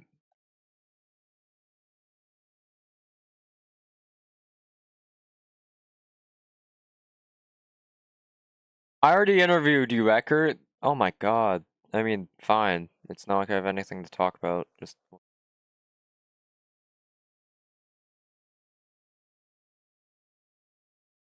hold on. I said I was gonna interview. Oh well. Hi, Eckert. Let's get this done real quick. I gotta go do the starting grid, and you've already thanked your sponsor, so I'll make you do it at the end if you win. You have a copy? Hi. Okay, I got so how do you feel about this race? Feel good. Cool. Me and Harper are gonna work together and hopefully win some money. Yeah, well, you aren't 1-2, so it may be a bit difficult to get up there. I'm fourth. He's first, and we'll figure it out. Yeah. Good luck to Who's you your pick to win? Yeah, one of you need to win. Oh, hey. That's a bucked up car. I respect that sponsor. Anyways, thank you for your time. I gotta go through the starting grid and stuff and blink All your right, see ya. Alright, see you. Good luck. Also, good luck to Thank Nathan. you. That was Ethan Eckert. Had to bring him in for a second interview. Devin, your car is amazing. I like it. I made a Miami bucked up concept once. So on the Porsche, but that is the only energy drink I've drunk. Well, I don't like energy drinks, but bucked up is actually decent. Anyways, let's go to your grid. So your starting grid for tonight, Harper and Ray leading off your top two. Harper in first, Ray in second. Morrison Eckert, 3rd and 4th. White and Herbert, 5th and 6th. Broadfoot and Jones, 7th and 8th. Eberhardt and Matthew Lee, 9th and 10th. Rounding out your field, the last rows should be both McCulloughs, Kenneth, and I assume that's going to be Christopher. No, that's Joshua. I apologize. Sorry, Joshua. Joshua and Kenneth, father and son, row 6. That's going to be Josh Jambron and Bobby Forbes, 13th and 14th. Terry Wilson, rounding out your field, in 15th. And that's your starting grid.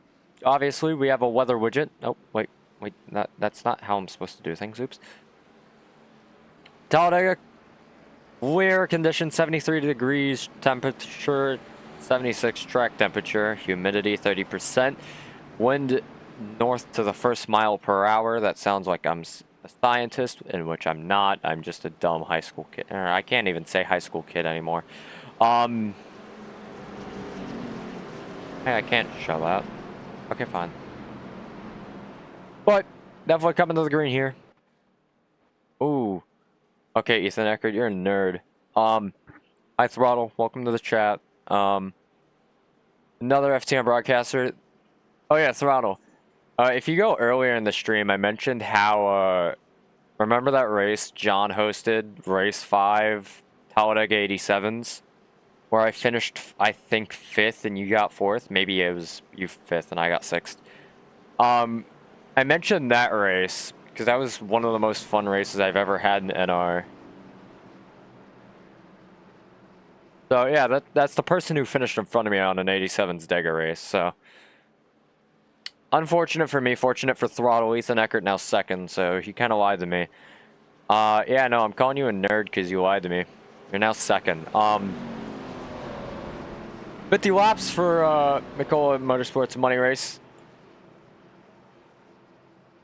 For this Xfinity race here at Talladega. The thumbnail race would be the 2019 Spring Talladega race for the Xfinity Series. 2019, so it has been 5 years since 2019. That's kind of crazy to think about.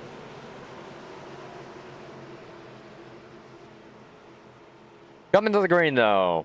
We are 5 seconds away from the green. Don't fact check that, please. Yeah, we've probably hit 5 seconds past, but here we go. Coming to the green, lap 0 of 50. And we are green flag racing here from Talladega, lap 1 of 50 already.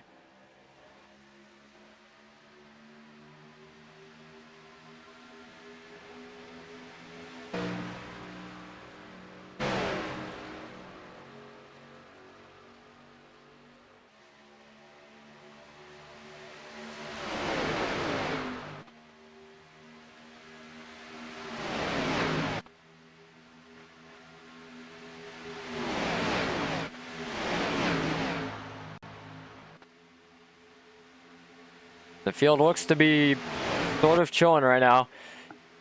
Not many guys trying to force the issue. Ron Morse Jr., obviously. Last time we've seen him in a race, he was running up front pretty good, and he unfortunately had a pit road mistake that costed him, but luckily he's up here now and be doing fine. The 239, that's going to be Tim White behind him. He's looking to chill.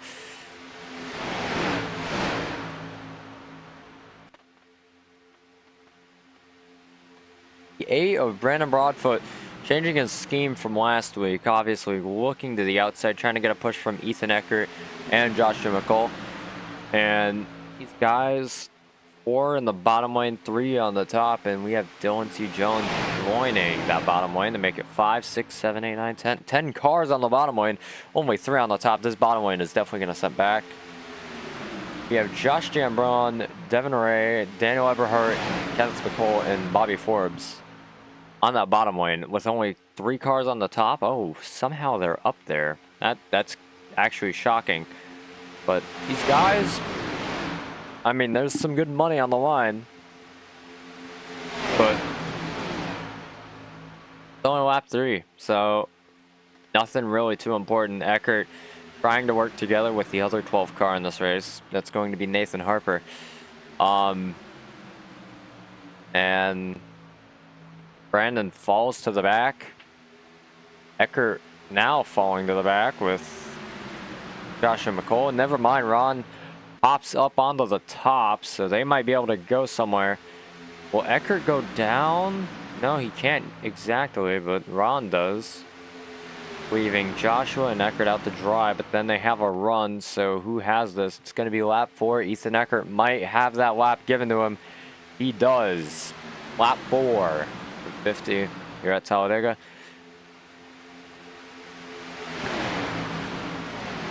And guys are just 2 by 2 by 2, then one all the way a single file line for most of this pack. Now 2 by 2, Ethan Eckert hops down in front of Ron, leaving Kenneth and the 239 of Tim White out to dry. Joshua, sorry. I'm getting mixed up right now. My brain doesn't like me, sorry. Kenneth is all the way in 12th. Joshua is in 2nd. I apologize. Eckert staying on the low side. He's not going to get much help from many guys behind him. This high line seems to be working really well. So Eckert really just wants to stay on the bottom, but it seems to be working. Or I should have said he wants to stay on the top, but I mean, now that doesn't look like the case. It's a 4v3, so these guys need a huge run. Gonna keep swapping. So one car goes inside, then someone else goes outside, then one car goes inside. It's gonna be an infinite chain, but Eckert hops to the high side. I think he's listening to my advice, which I don't think is the best idea, but I mean, if it wins, then I contributed to a win. Where's my money? No, but these guys seem to be racing pretty calmly, actually. Morris hops to the high side. 4 by 4, or 2 by 2 for 4 rows deep. Blue oval and the bow tie on the front row of this pack. You have blue oval, bow tie. So no Toyotas. Actually, there are no Toyotas in the race. That's kind of disappointing for someone who runs the Supra. And no Supras, unfortunate. And yeah, Joshua making contact with Eckert. These guys seem to be switching out wherever someone goes inside or outside, but Eckert and Nathan are working together. They're teammates working together now. 7 and 50 now up front, so I don't know if anyone's gonna try to get past these guys just yet, because I mean, you might be wasting your energy, time, resources. I think just stay behind these guys. I mean, if you get a pack of 3 or 4, you can definitely pass them. That's what they're trying to do right now. But, oops, I forgot to show the overlay. My bad. Okay, that's not normal. Alright, I'm fixing that after. No, but Forbes, last car in this track, and these guys are separated by a lot of time. 1.8 seconds coming to 2, and these guys are side by side, 3 rows deep, and then we have that 4th car being able to pick what lane he wants to help. Seems he's going to help the bottom lane so far. And, I mean, at the moment... Oh no! Oh no again! That is... What just happened?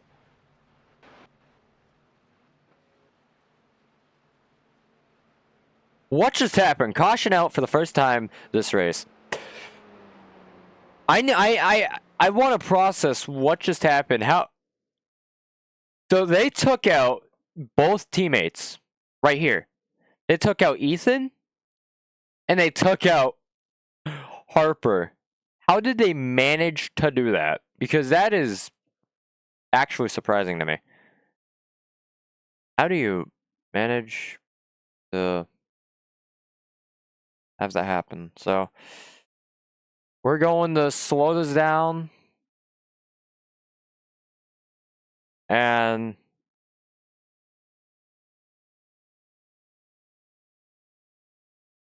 getting turned. Yeah, bad push from the 05.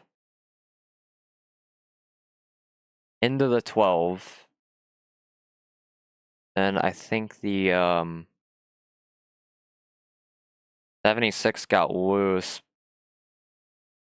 Tried to save the car. Eckert was just there. Nothing he could have done. That's unfortunate. Hold on. I'm going to try to get us a better replay of this incident. So, let's go to dynamic. You know, because these guys, yeah, bad push from the 76, goes down. I think got loose and just turns Eckert. Did he turn him or did he go down on purpose? I wouldn't think he went down on purpose, but iRacing cockpits can reveal crazy things. So, riding on board with Morris here.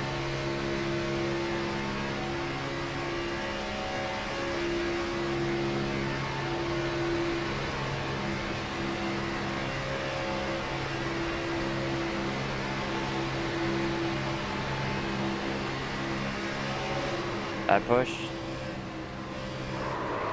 goes down, and there goes Eckert, and there goes Morris. So, 2 cars wrecked already. Unfortunate for the duo of Eckert and Harper. Hopefully they can use their fast repairs, but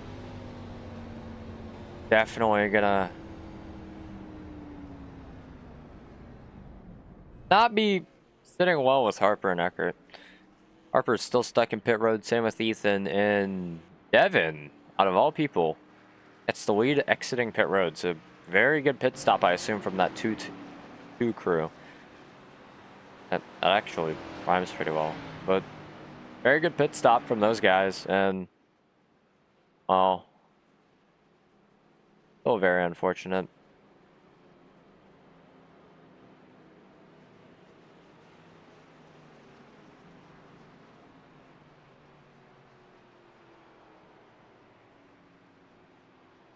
And 10 of 50 right now.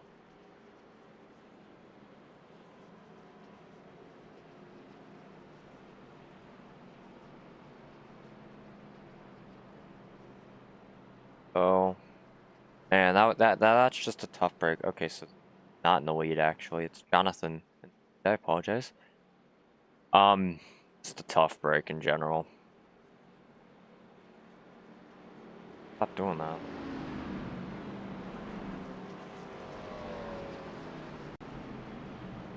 Tough break.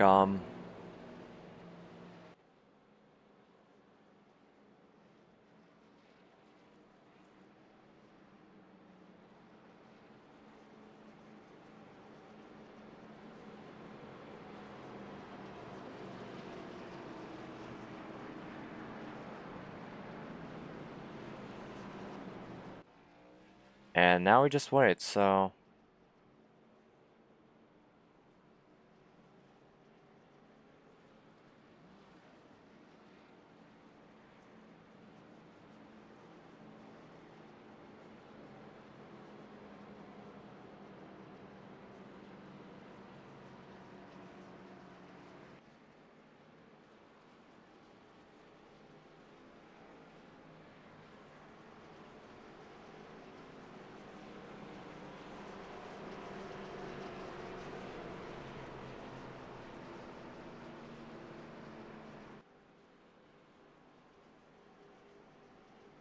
Coming to the green this time, by.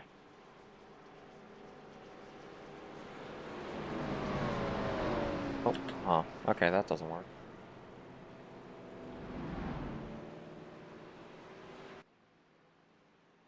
Just installed a new whiteboard tool. Just installed a new whiteboard tool so I can show when netcode happens. We're gonna try it out this broadcast, but I hope I really don't have to. Not having to. Someone's tomfoolery highlighted by my marker. My virtual marker. That would be kind of funny. Oh, okay, that's.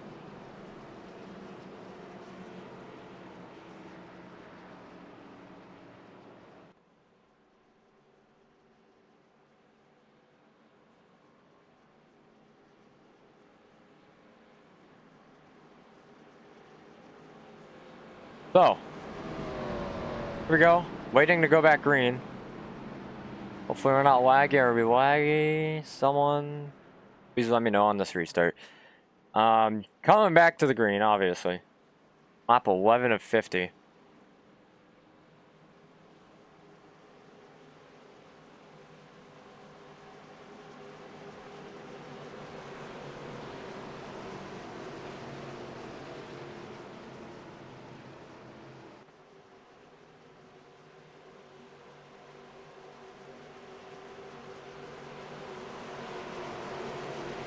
Here we go, coming to the green. We are back green flag racing here from Talladega. Lap 11 of 50. And Herbert takes an early lead. Broadfoot looking in second. And Tim in third. Joshua left alone on the bottom line, but then there's Kenneth trying to... Oh, that looked a bit risky there. These guys looked like they were going to wreck.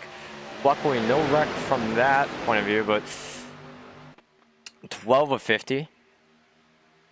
And these guys are already 3 wide. They look like they're going to go 4 wide because of the camera angle, but luckily they won't. Now, Ethan Eckert and Harper trying to work together to get back into this race. Oh, wow. Now, oh no. Herbert went up a bit. Maybe got loose, but Eckert and Harper need to be in front of this pack when a yellow happens. So Harper can get his lap back and Eckert can be on the lead lap. I think what they need to do for a strategy, Eckert needs to be in front and Harper needs... Well, Eckert obviously needs to be in front of the leader no matter what. Same with Harper. So if a caution comes out right now, that is prime position for both of them to come back onto the lead lap and be okay. But unfortunately, Eckert goes 1 lap down. And now he cuts in front of Eckert, so if they have a caution right now, they go back on the lead lap, which they're obviously hoping for, but these guys might defend with their wife, but you know, the other 11 cars might try to fly by with their wife. So lap 13 of 50. These guys are definitely going to try anything in the book, no matter who you are. If you're Harper, Eckert, Morris, Herbert, Broadfoot, you're going to try to take the lead of this race. And everyone, I mean, we're under halfway, so you're not going to try as hard as you will in maybe 10 laps, but you know. So these guys go outside, side by side. Now looking for the lead. We have some nice side-by-side battling. White pushing Broadfoot, air pushing. And that might not be any use because there's 3 cars on the bottom, so they can't really do anything with that, but Eckert staying a lap, or no, Eckert staying on the lead lap. Harper still a lap down. The best position Harper can be in for these next few laps, just ride it out until a yellow. Morris, 34 seconds back. That is actually insane. Hold on. I am curious on what happened. He probably got spun. The 88, or the 87 goes to the outside, the 8 following behind, and Tim's not going to help whatsoever. I mean, not like he could, even if he wanted to. I mean, no one's on the outside with him. Or, he's stuck on the inside. There's 2 people on the outside of him. Nothing he could do. Sorry, my brain is not working that well right now, but luckily for us, we're not on the track. I mean, if you are, you're watching.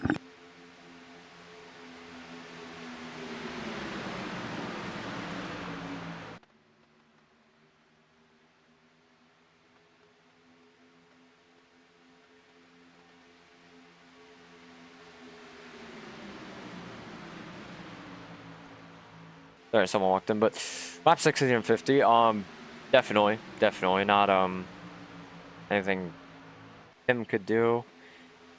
He probably wants to get past these 2 guys as much as anyone else does in this lead pack right now.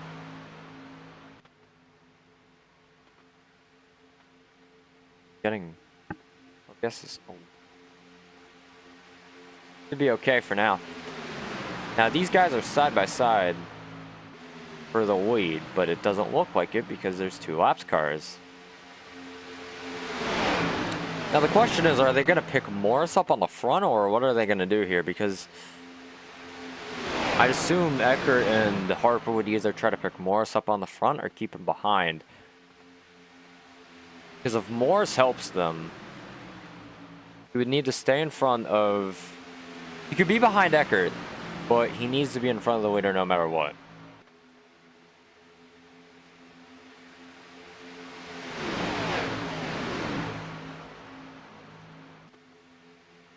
So, these 2 guys that are lapped, Eckert and Harper, they might try to work together with 76 and see what he can do to help them, because these 3 cars that are leading, the 239, the 87, and the 05, and the 8, those guys could go by with 2 cars on the bottom, but it might be a bit more difficult if there's 3 cars on the bottom. So definitely got to pick and choose on what they want to do with Morris. And these guys seem to be messing around a bit. I missed that, but we're going to way back here and watch these guys, because it's going to be something interesting to watch. Because you have... This is exactly where you want to be if you're watching it. You have 2 cars, and you can hear Morris, but you have 2 cars in front of them that aren't battling for the lead, but battling to not be on a lap down. Then you have the leader and then 2 people and then the rest of the field behind. So Tim White is the perfect person to watch. I mean, he opens a bit of space up, but it's no one to stick a car in there. If you stick a nose in there, you're going to wreck the field. Or at least half the field. So you can definitely hear that 76 fly by. Just... He's going to get caught probably in the next 2-3 laps here. So... you got to plan quick. Herbert moves to the outside, I guess trying to get a run to pass White. And then you have the 05 helping White.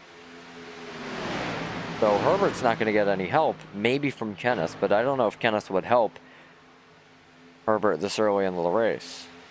So, obviously... Oh, wow. Okay, so... at the moment...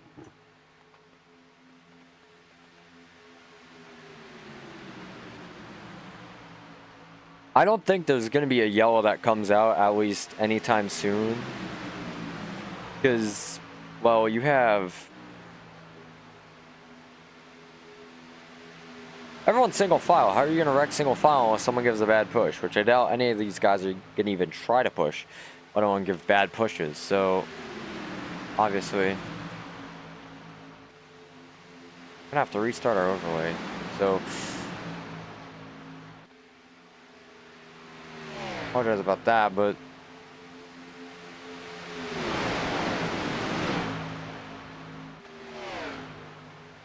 guys definitely don't want to... I mean, there's a lot at risk for everyone in the race right now. Oh no. Oh god. And we seem to have a difficulty, so I apologize about that. Please give us a second, and we are back. Awesome, awesome, awesome. So we're back. Luckily, no worries, no worries. Thank God. First time I've done a doubleheader in a while. 2 hours and 21 minutes live on the air. And Morris has appeared out of nowhere. That rhymed. Now he's going to cut in front of these guys. Is he going to move? He's going to be nearly up to speed. I don't know if he'll be with these guys, and he's not. Yeah, so he was trying to sneak in front of these guys, and he had too much of a speed difference. So that definitely was unfortunate.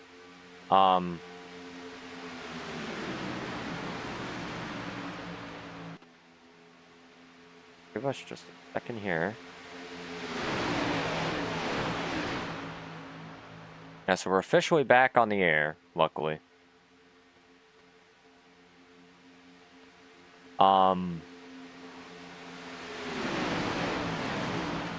Obviously,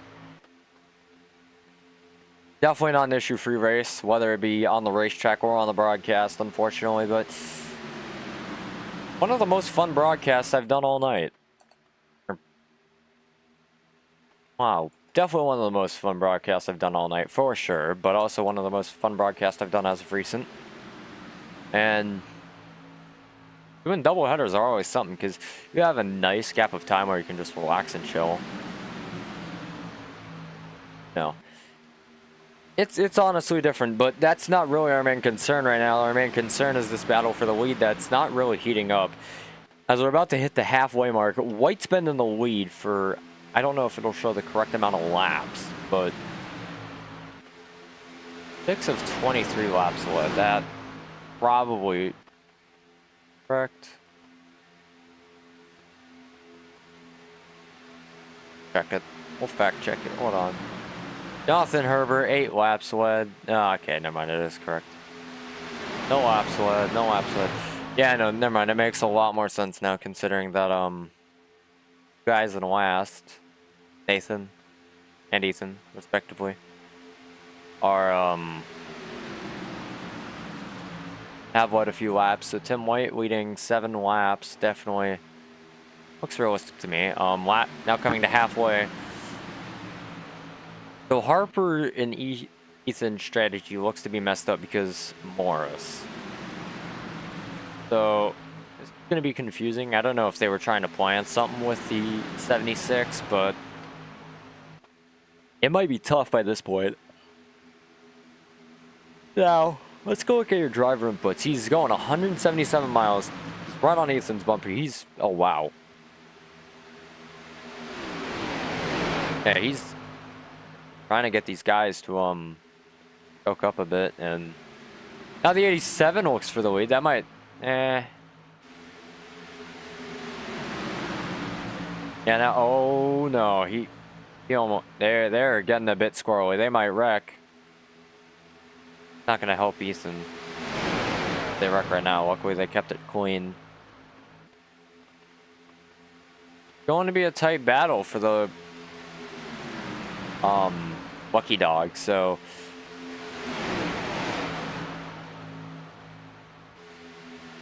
they're side by side. They are staying side by side right now.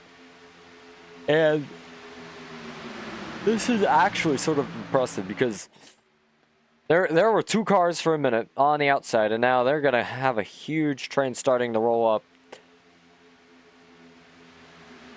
This is getting more confusing for both 12 cars here. I mean, what do you do in those situations? You either have one guy benefit, and you have another guy miss out, or you can wait for those guys in the back that are trying to create a second line, as we're now halfway through this race. Those guys trying to create a second line, you could try to draft off them, but you need to, like, well, I don't know, get their draft and not lose your lap. So he's a 76 right there. Oh man, they're gonna try to get any sort of help they can right now. They gotta figure out something for Morris, because Morris is the only thing leaving these 2 teammates up here from actually working together and having both of them to give a chance to win. That's the only roadblock. Now, why am I mentioning these guys a lot? Well, you're seeing the top 3 battle for the lead. Now, Forbes has somehow managed himself to be into second, but it's the same few guys battling for the lead. They're just going to swap positions. They're going to stay in a straight line, but I think this battle for, I don't know, the Lucky Dog is going to be pretty interesting, maybe, because I expect there to be one more caution. You've already had a caution, but I don't think this thing is going to go caution-free until lap 50. Which, of course, would be nice, but every race I broadcasted, we've ended it in a green-white checkered. So either this race can break that, or this race can be another green-white checkered finished race. And that's actually a pretty interesting stat, but man, I don't know what these guys' plan are, because there's two different sides. You're either white, you're trying to hold everyone off. I don't know who white's working with, but you're trying to hold everyone off. You're trying to be in the lead. You're trying not to get hot behind the lap cars. And now he's going to be in front of the lap cars, but where are the lap cars? You're trying to work together. You're trying to get your lap back, but this might work out perfectly for Morris, Eckert, and Harper. But let these two guys get in front, maybe Morris, and try to work together. But then if you're the 87 and 239, you gotta try to not. You gotta try to protect that, because you're not gonna try to be stuck for behind some. Oh no! There goes Eckert. He's gonna save it. Maybe save it. He will save it. That was a save of a lifetime. I thought he was going in the. I thought he. Wow. I either thought he was going to go into the grass, I thought he was going to take someone out, or, man, that was not how. Yeah, just gets a bump from the 87, tries to save it, and he does. Barely missing the 05 of Joshua McCall. So, now there goes their entire strategy, of course. I don't know if they have the John rule. Now, if you're curious on what the John rule is, it's pretty much based off of IDK players' lap car rule, where you can go around and get as many laps back until one to green. But, oh man, that 87 looks very. Oh no! There goes another car in the turn 3. He's gonna save it. That's gonna be the 8 of Brandon Broadfoot, but definitely not what he wanted to happen there, dude. Oh, they're 3 wide. Eckert trying to make his way through. So now he's the lucky dog. He's going to be stuck behind, I believe that's going to be the 90 of Daniel Eberhardt. First time we're talking about him this race, but now he's up there in the front, and he's going to, and now everything is perfectly normal, like how it was a few laps ago. So this is definitely interesting how everything got crazy for one lap, and now it was all back to how nearly it was on lap 22. Now, you see White trying to block the 2 lap cars on the top side, or the middle lane. I don't know what you want to call it, because it's the most top lane people are using right now, but definitely getting a nice draft. You can see some leftover smoke from last lap's remnants. Now, Broadfoot is out of that draft, so I don't know if he's exactly going to get caught, or maybe he's just going to be alone for the last 20 laps. But I definitely wouldn't put it outside if he's going to go a lap down here. But, yeah, this is going to get intense. 4 guys can either be lapped or already lapped. So, and we only have 50 laps at Talladega, so these guys have gone through a lot of trouble already. As it hits perfectly 12 a.m. on the East Coast, to now hit June 23rd. So,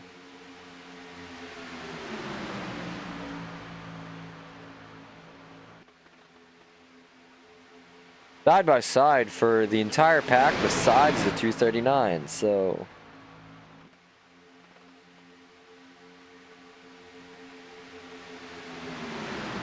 Oh no, Tim White, no, save it! Oh, into the wall. That's his race over. I look over for 1 second, and the next thing, Tim White just gets taken out. Oh man. Oh, that's such a tough break. Caution's out. That's a tough break, dude. That's.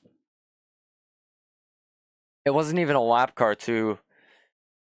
Oh man, that's unfortunate for Tim. He was dominating this race, and to get it taken away like that, that's genuinely unfortunate for the man.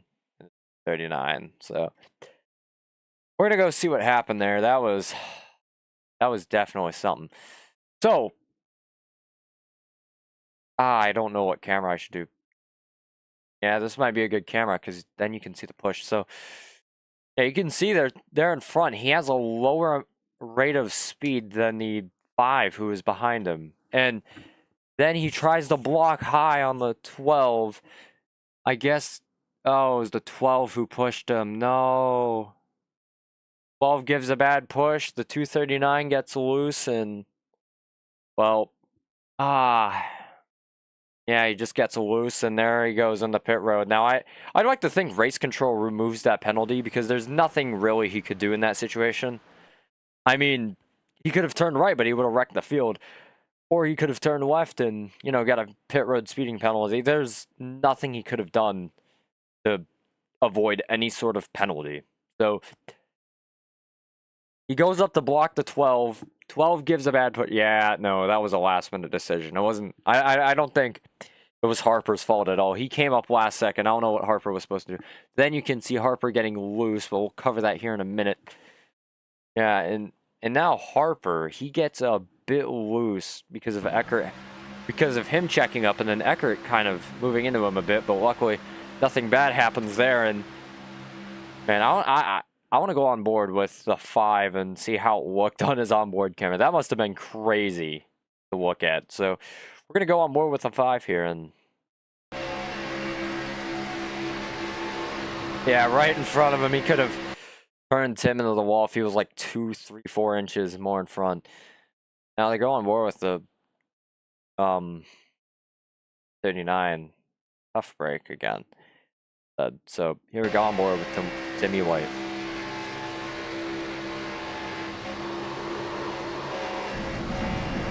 Does he miss pit road is my question. Now he hit the wall, as you can hear here. Yeah, he hits the wall. But remember, these guys do have one fast repair they can use. So does he pit road? Hold on, this could actually be really dramatic here. Oh, he goes through that cone. He goes through the cone. Hold on, I gotta get a really cool shot here. Sorry, David, but I think cool cinematic shots are more important. Go. Cool cinematic shot. Record if you want.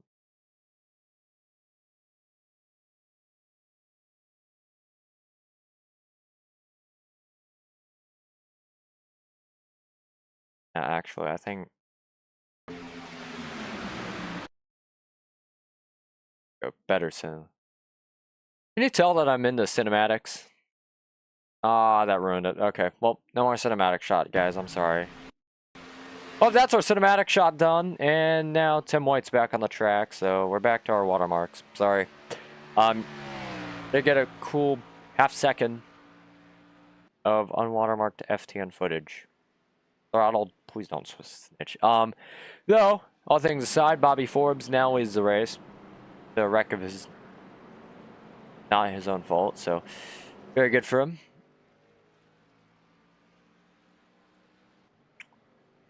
I have Brandon Broadfoot in here.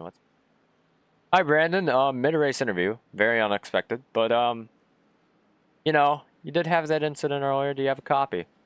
I do. Awesome. Well, welcome to the FTN Live booth. Obviously, with that incident earlier, your race was over, but now with this caution, it seems to be all but in order for you to maybe have a chance at this win. How does that feel? It felt pretty good. Be able to get back in the mix up here. I didn't want to try to get it repaired and have damage still, so I just went ahead and took my fast repair, and hopefully we can stay out of the chaos over the next 14 laps. We can obviously hear the one-to-go message, so obviously, finishing off this interview, any spots you want to thank before we let you go here? I don't have any sponsor, but I do want to thank Kenneth for putting these shows on, and if anybody's out there watching and want a Super Speedway series, I recommend jumping in on this PGR, and I'm going to run a series next week, or July the 13th. Awesome. Well, good to hear that, and hopefully you can win this thing. Good luck, man. Thanks, sir. Appreciate it. No problem. And wait, what voice channel were you in? Blind Squirrel? Yeah, either that or you can put me in whichever one. Cool. All right, so that was Brandon Broadfoot, our first interview of the night, or second, technically, for this race. Going back to these cameras, looking to be locked and loaded for this final restart. 15 to go, or not final restart, but 15 to go. So this next restart could be our final restart, depending on how things work out. But definitely looking to win this thing. from his current position of 9th. So Forbes leads us off with a very nice Matt Mills paint scheme. I love that Matt Mills number 5. What team was that? A very nice number set. I might have to make a 98 of it. No, but these guys are ready to be locked and loaded.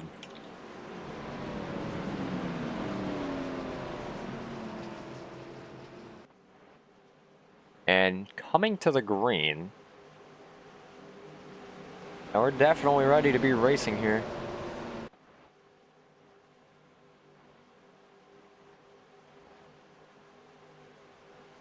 And we are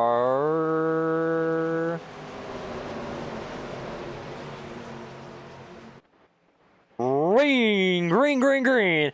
We are green flag racing here from Talladega once again.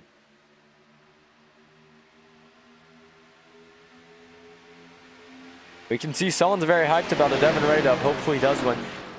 14 to go. Forbes in second, or Forbes in first, Jones in second. Sorry, I was looking at second. And Ray in third. Obviously, that high side is definitely going to be able to have a nice line to pass these guys. So he could easily get the win if he holds off everyone behind him for the next 14 laps. Now, gonna take command of this lead.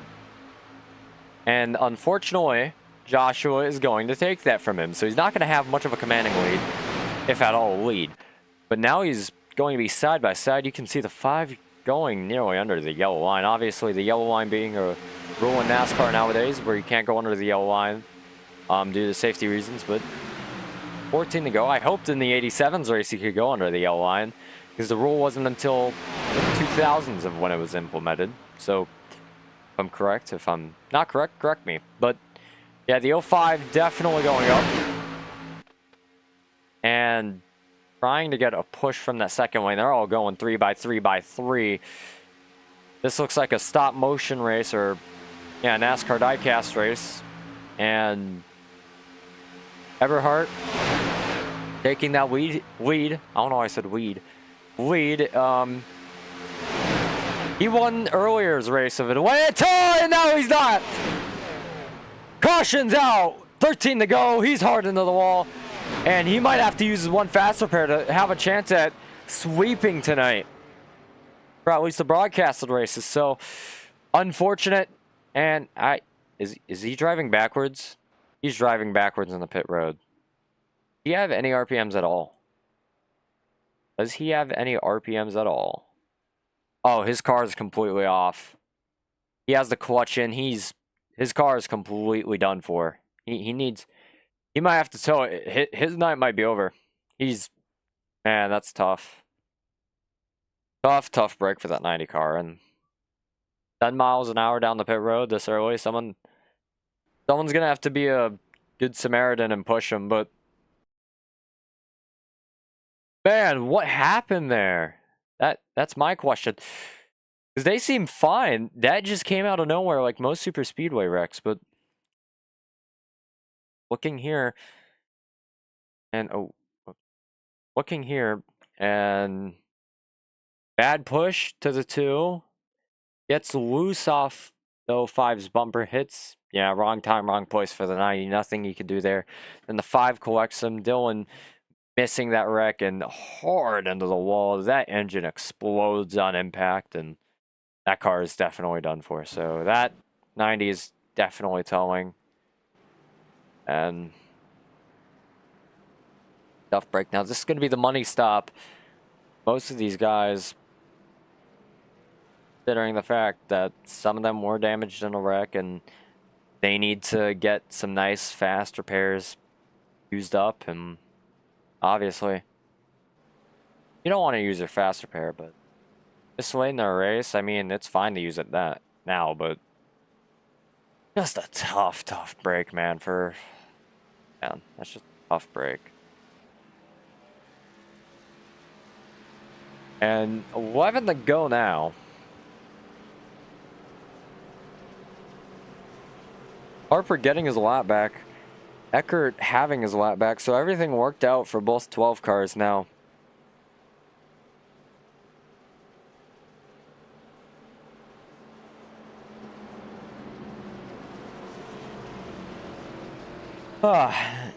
You know, there's a perfect clip I want to send to a friend because, oops. So, definitely kind of funny that, one of my friends, made a joke about turning someone into pit road in a league and giving them a speeding penalty, and then, you know, a few months later, they had that happen to them. And then now, tonight, the exact day they tell me the story, Tim White gets pushed into pit road and has a speeding penalty or some sort of pit road penalty. So definitely very ironic of that to happen tonight. But unfortunately, that might be Eberhart and White's race done, obviously. Two dominant cars either on the night or in this race. And yeah, just unfortunate. And now it's go time for these guys. They've got to, you know, lock in. They've got to do anything they can to win by this point. So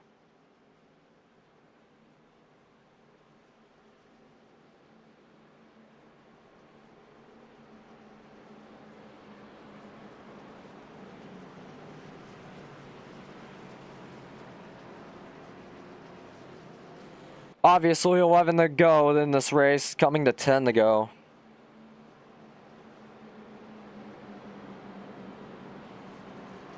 And man, what a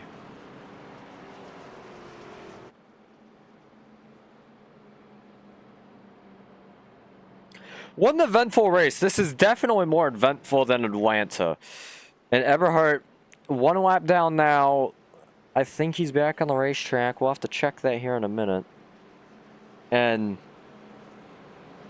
you know, I sometimes go into producer shock where I see something happen and it's just unbelievable, where I sit for a few seconds and I'm like, what just happened, man? No, but Eberhart back out on track. No damage, luckily, thankfully, on that 90 car, but obviously still an unfortunate case of wrecking. So he might have a chance to win this race. He just needs to put himself into the right position. So obviously, go back to Joshua McCall. Great performance all day. Still the Ray fan staying loyal to his driver despite obviously that race-ending crash, or nearly a race-ending crash. Now Ray's in 6th. So luckily not race-ending, but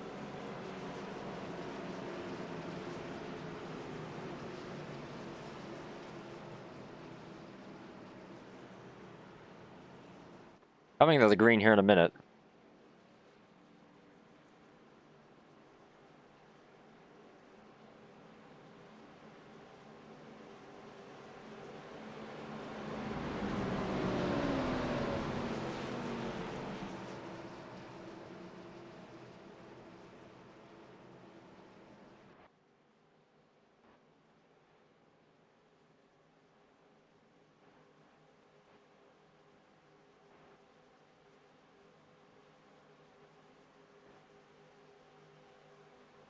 Coming to the green, coming to the Geico restart zone for hopefully our final restart of the night. 3 cars a lap down.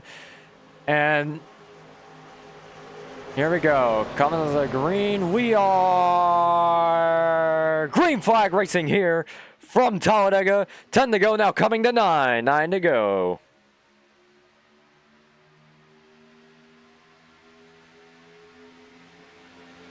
And side by side already, but that's obviously expected with Talladega. You're not going to take this like any normal track where you go too wide and then separate out into a single file line. This is Talladega. You can stay too wide throughout the entire track and be completely fine. So 9 to go, obviously. And father and son, 1-2 right now, the 03 and 05, Kenneth and Joshua McCall. So they're side by side. Jones pushing the younger one. Now, that was probably rude to say. I apologize, but obviously, the son would be younger than his own father. I am the son of my father, and I'm younger, I'd hope. No, but obviously, that was mean. I apologize. But Joshua being pushed by Dylan now. Herbert trying to get behind the 03 of Kenneth and trying to give himself a push. Now Dylan goes up and he's going to get a nice push from the 03. Now, who's pushing the 05? So he just switched up. That was a huge switch up. Darian Gilliam, please stop logging on the Madden NFL 24. I can see that you're playing it. And Broadfoot, Brandon Broadfoot, we talked to him earlier in this race. He wanted to win, and he's clearly making a name for himself right now, trying to win this race. Eckert in fourth. He was a lap down, if you remember earlier, if you were here. Now he's going 3 wide for the lead, and these guys are going at it. 7 to go.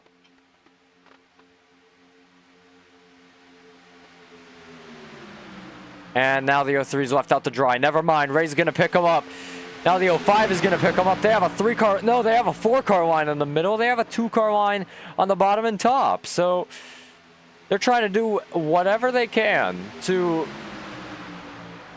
make this middle line work. Not the top line, not the low line, but the middle line. And there goes the 87. Herbert's into the inside wall. Hard hit, and we're going to go check that one on a replay because that was obviously a horrible incident. That's a race-ending wreck, but no caution. That's just a 1-car save it? Nope. And boom, just slamming into the pit road cone. Obviously not being affected, but I want to see what happened there. So we're going to do this really fast, and oh man, that's really hard to see. Hard to see what happened there. We're going to have to go to a chopper cam, but oh, I think someone just got bumped and bang into the inside wall. The 87 goes. And obviously, he's going to be left out. It's over for that 87 car. Now we're watching Dylan Ray, one of the people who might have been involved with that wreck, but Joshua leads us to 5 to go. Dylan C. Jones under the 05 Joshua machine. And man, tough break for Herbert. He might try to send it to pit road. Not really much he can do at this point.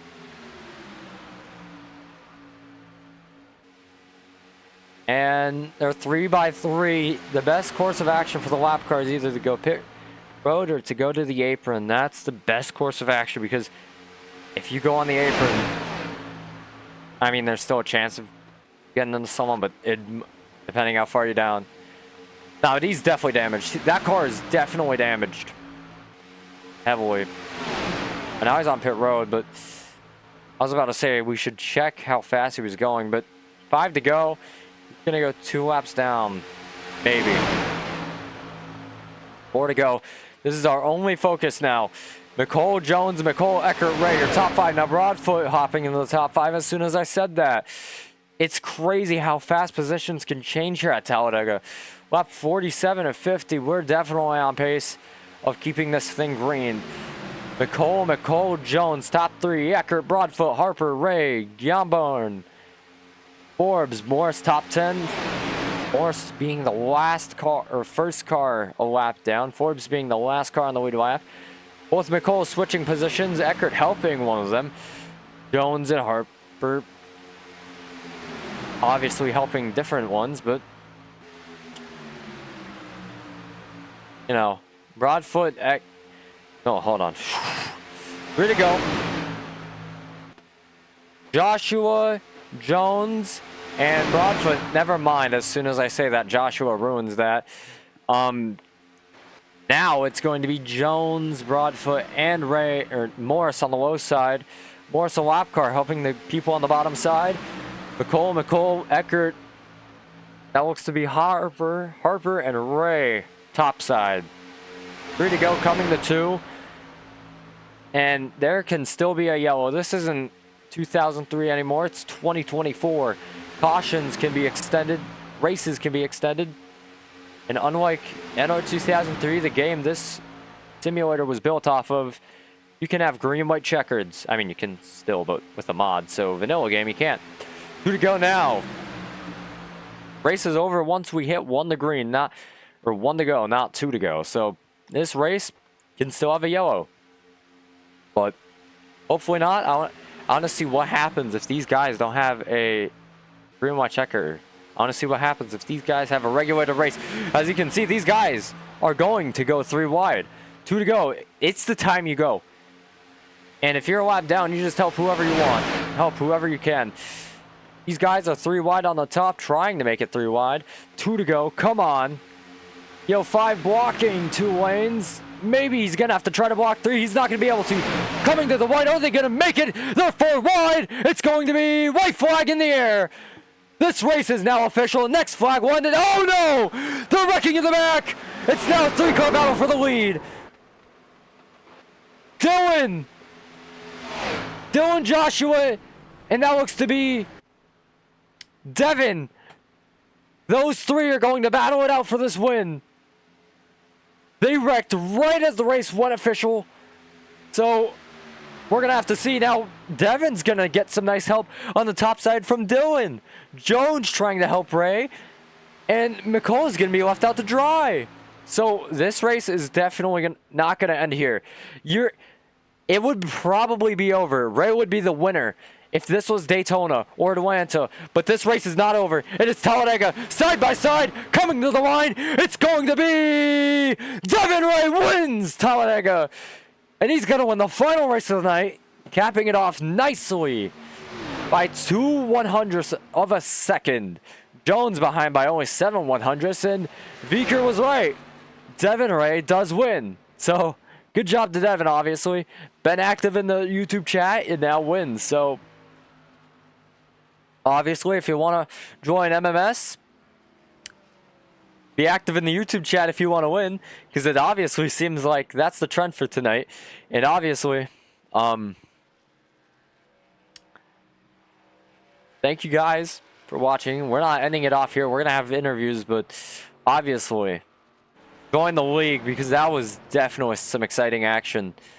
And we're going to go through your results very, very quickly here before we go to interviews and watch the burnout. So, oh, that's driver inputs. I mean, you can see how fast he's driving. Why not real quick?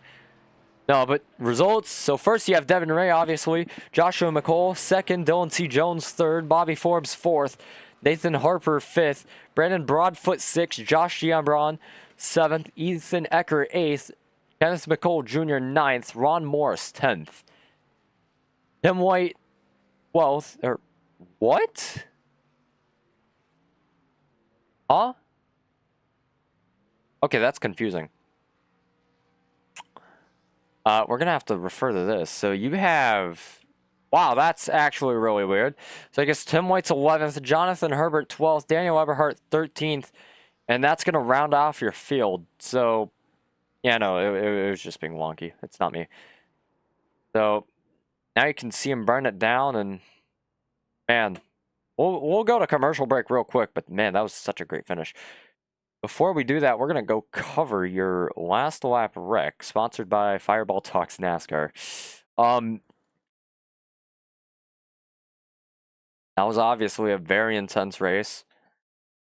Now, coming here, we have Bobby Forbes was back here. He was behind the 239, and he finishes fourth. So, obviously, super speedway races are a roll of the dice come the last lap. But now, coming to the line, who was the cause of the wreck? So, the 00 pushes the pusher. Obviously, then Eberhardt gets loose, and he's trying to save it. Eberhardt goes down into Eckert, and oh no, he's going to get, yeah. Then the 03 goes down, and that just takes out everybody. A lot of destruction. If you like destruction, watch Super Speedway races on iRacing. Bottom split races are the most interesting. No, but definitely, these guys were good to go for it. I like how they go for money. It's really fun to see what these guys will do come the last lap, because it's a man takes all. One man takes all. Any man for himself, you know. Yeah, no, Eckert got pushed down by the so yeah, the 00 pushes. Then he gets loose into Eckert, and then everything just, hell just breaks loose from there. So obviously, let's go to a commercial break, and we'll see you after this break. Oh, that's not what I wanted to do. Hey, that's not exactly what I wanted to do. Here we go.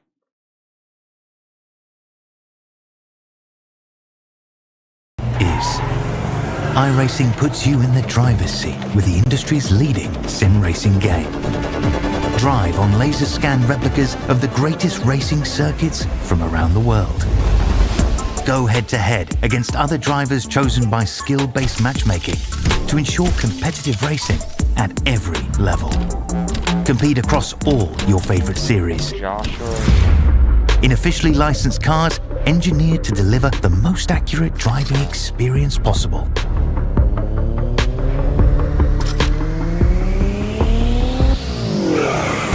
Join a race or host your own with players from across the globe. Race against the computer or in a league with friends. Feel the thrill behind the wheel. Visit iRacing.com.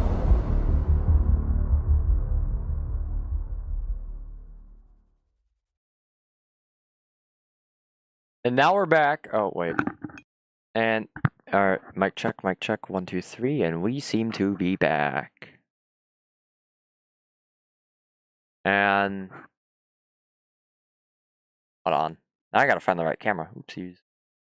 Nope. Yep, there we go. So, here we go. Lindsey Jones ready for the interview when he's ready. And we seem to have only one interviewee, that is Ethan Eckert. This might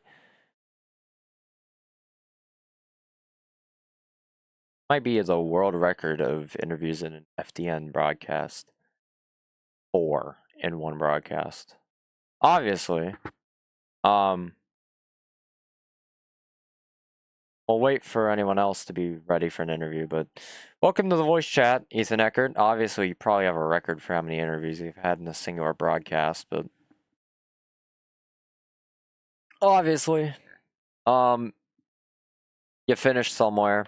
It was probably in the back because you got involved in that last lap wreck, and that wasn't your fault, which we saw on the broadcast, but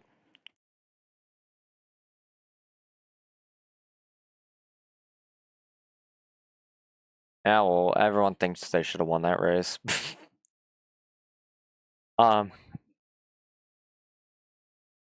Okay. Oh, that's absolutely disrespectful. No, but yeah, everyone wanted to win that, but unfortunately there was only one to win, and well, that was definitely an interesting race, up and down for you and Nathan, and well, I want to know how you two were able to keep motivation throughout that race, and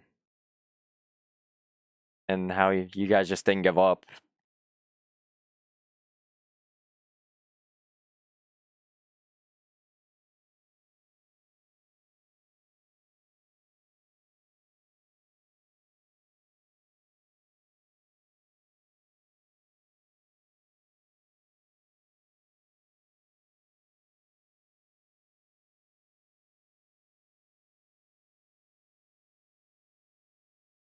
Yeah, we have that on the broadcast if you want to look back at it.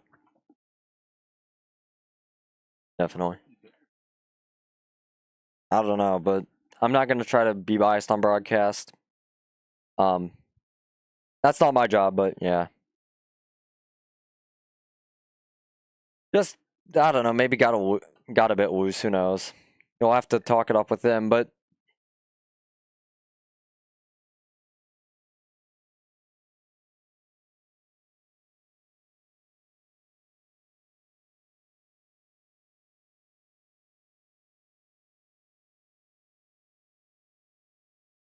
yeah, well, obviously not the finish you wanted to have, but do you plan to come back soon?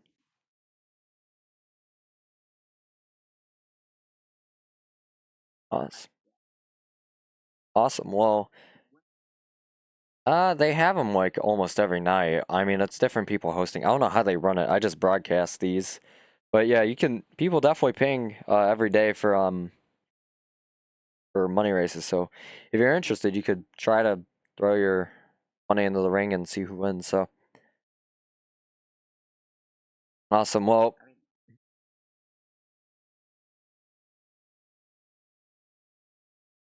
yeah, obviously. Yeah, it's sort of like gambling, but with race cars and legalized. Also fun. Because you actually have a chance and you're not gonna just get wrecked. So obviously, not the way you wanted to end your first night here, but hopefully we see you back soon. And any sponsors you want to thank before we let you go?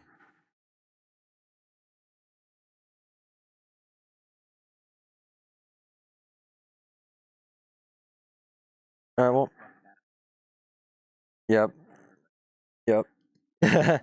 Well, we'll definitely see you hopefully soon, and perhaps you may win one of these. So we'll see you. Have a good one, and yeah. So either you or Harper. I was honest. I thought Harper won that first race. I don't know what I was saying there, but yeah. Well, obviously, I gave people false hope, and yeah, but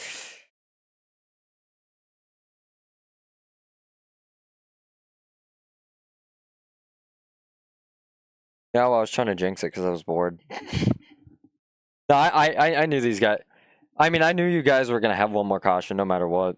I didn't think anyone was gonna go cautionless. I probably would have bought a lottery ticket if this went cautionless, but I mean, legally I can't, so don't worry. But yeah, well, it is what it is, and yeah. So hopefully we see you around later, and have a good night. And that seems to be our only interviewee of the night. So unfortunate that that's our only interviewee, but yeah. So that's going to be the end of the broadcast, of course. Unfortunately, no one else wants an interview. Devin, his mic wasn't working, so that was unfortunate. And well, yeah, but that's the end of tonight's broadcast, and we hope you enjoyed it here at FTN. And we'll see you next time. So have a good one, 3 hours, and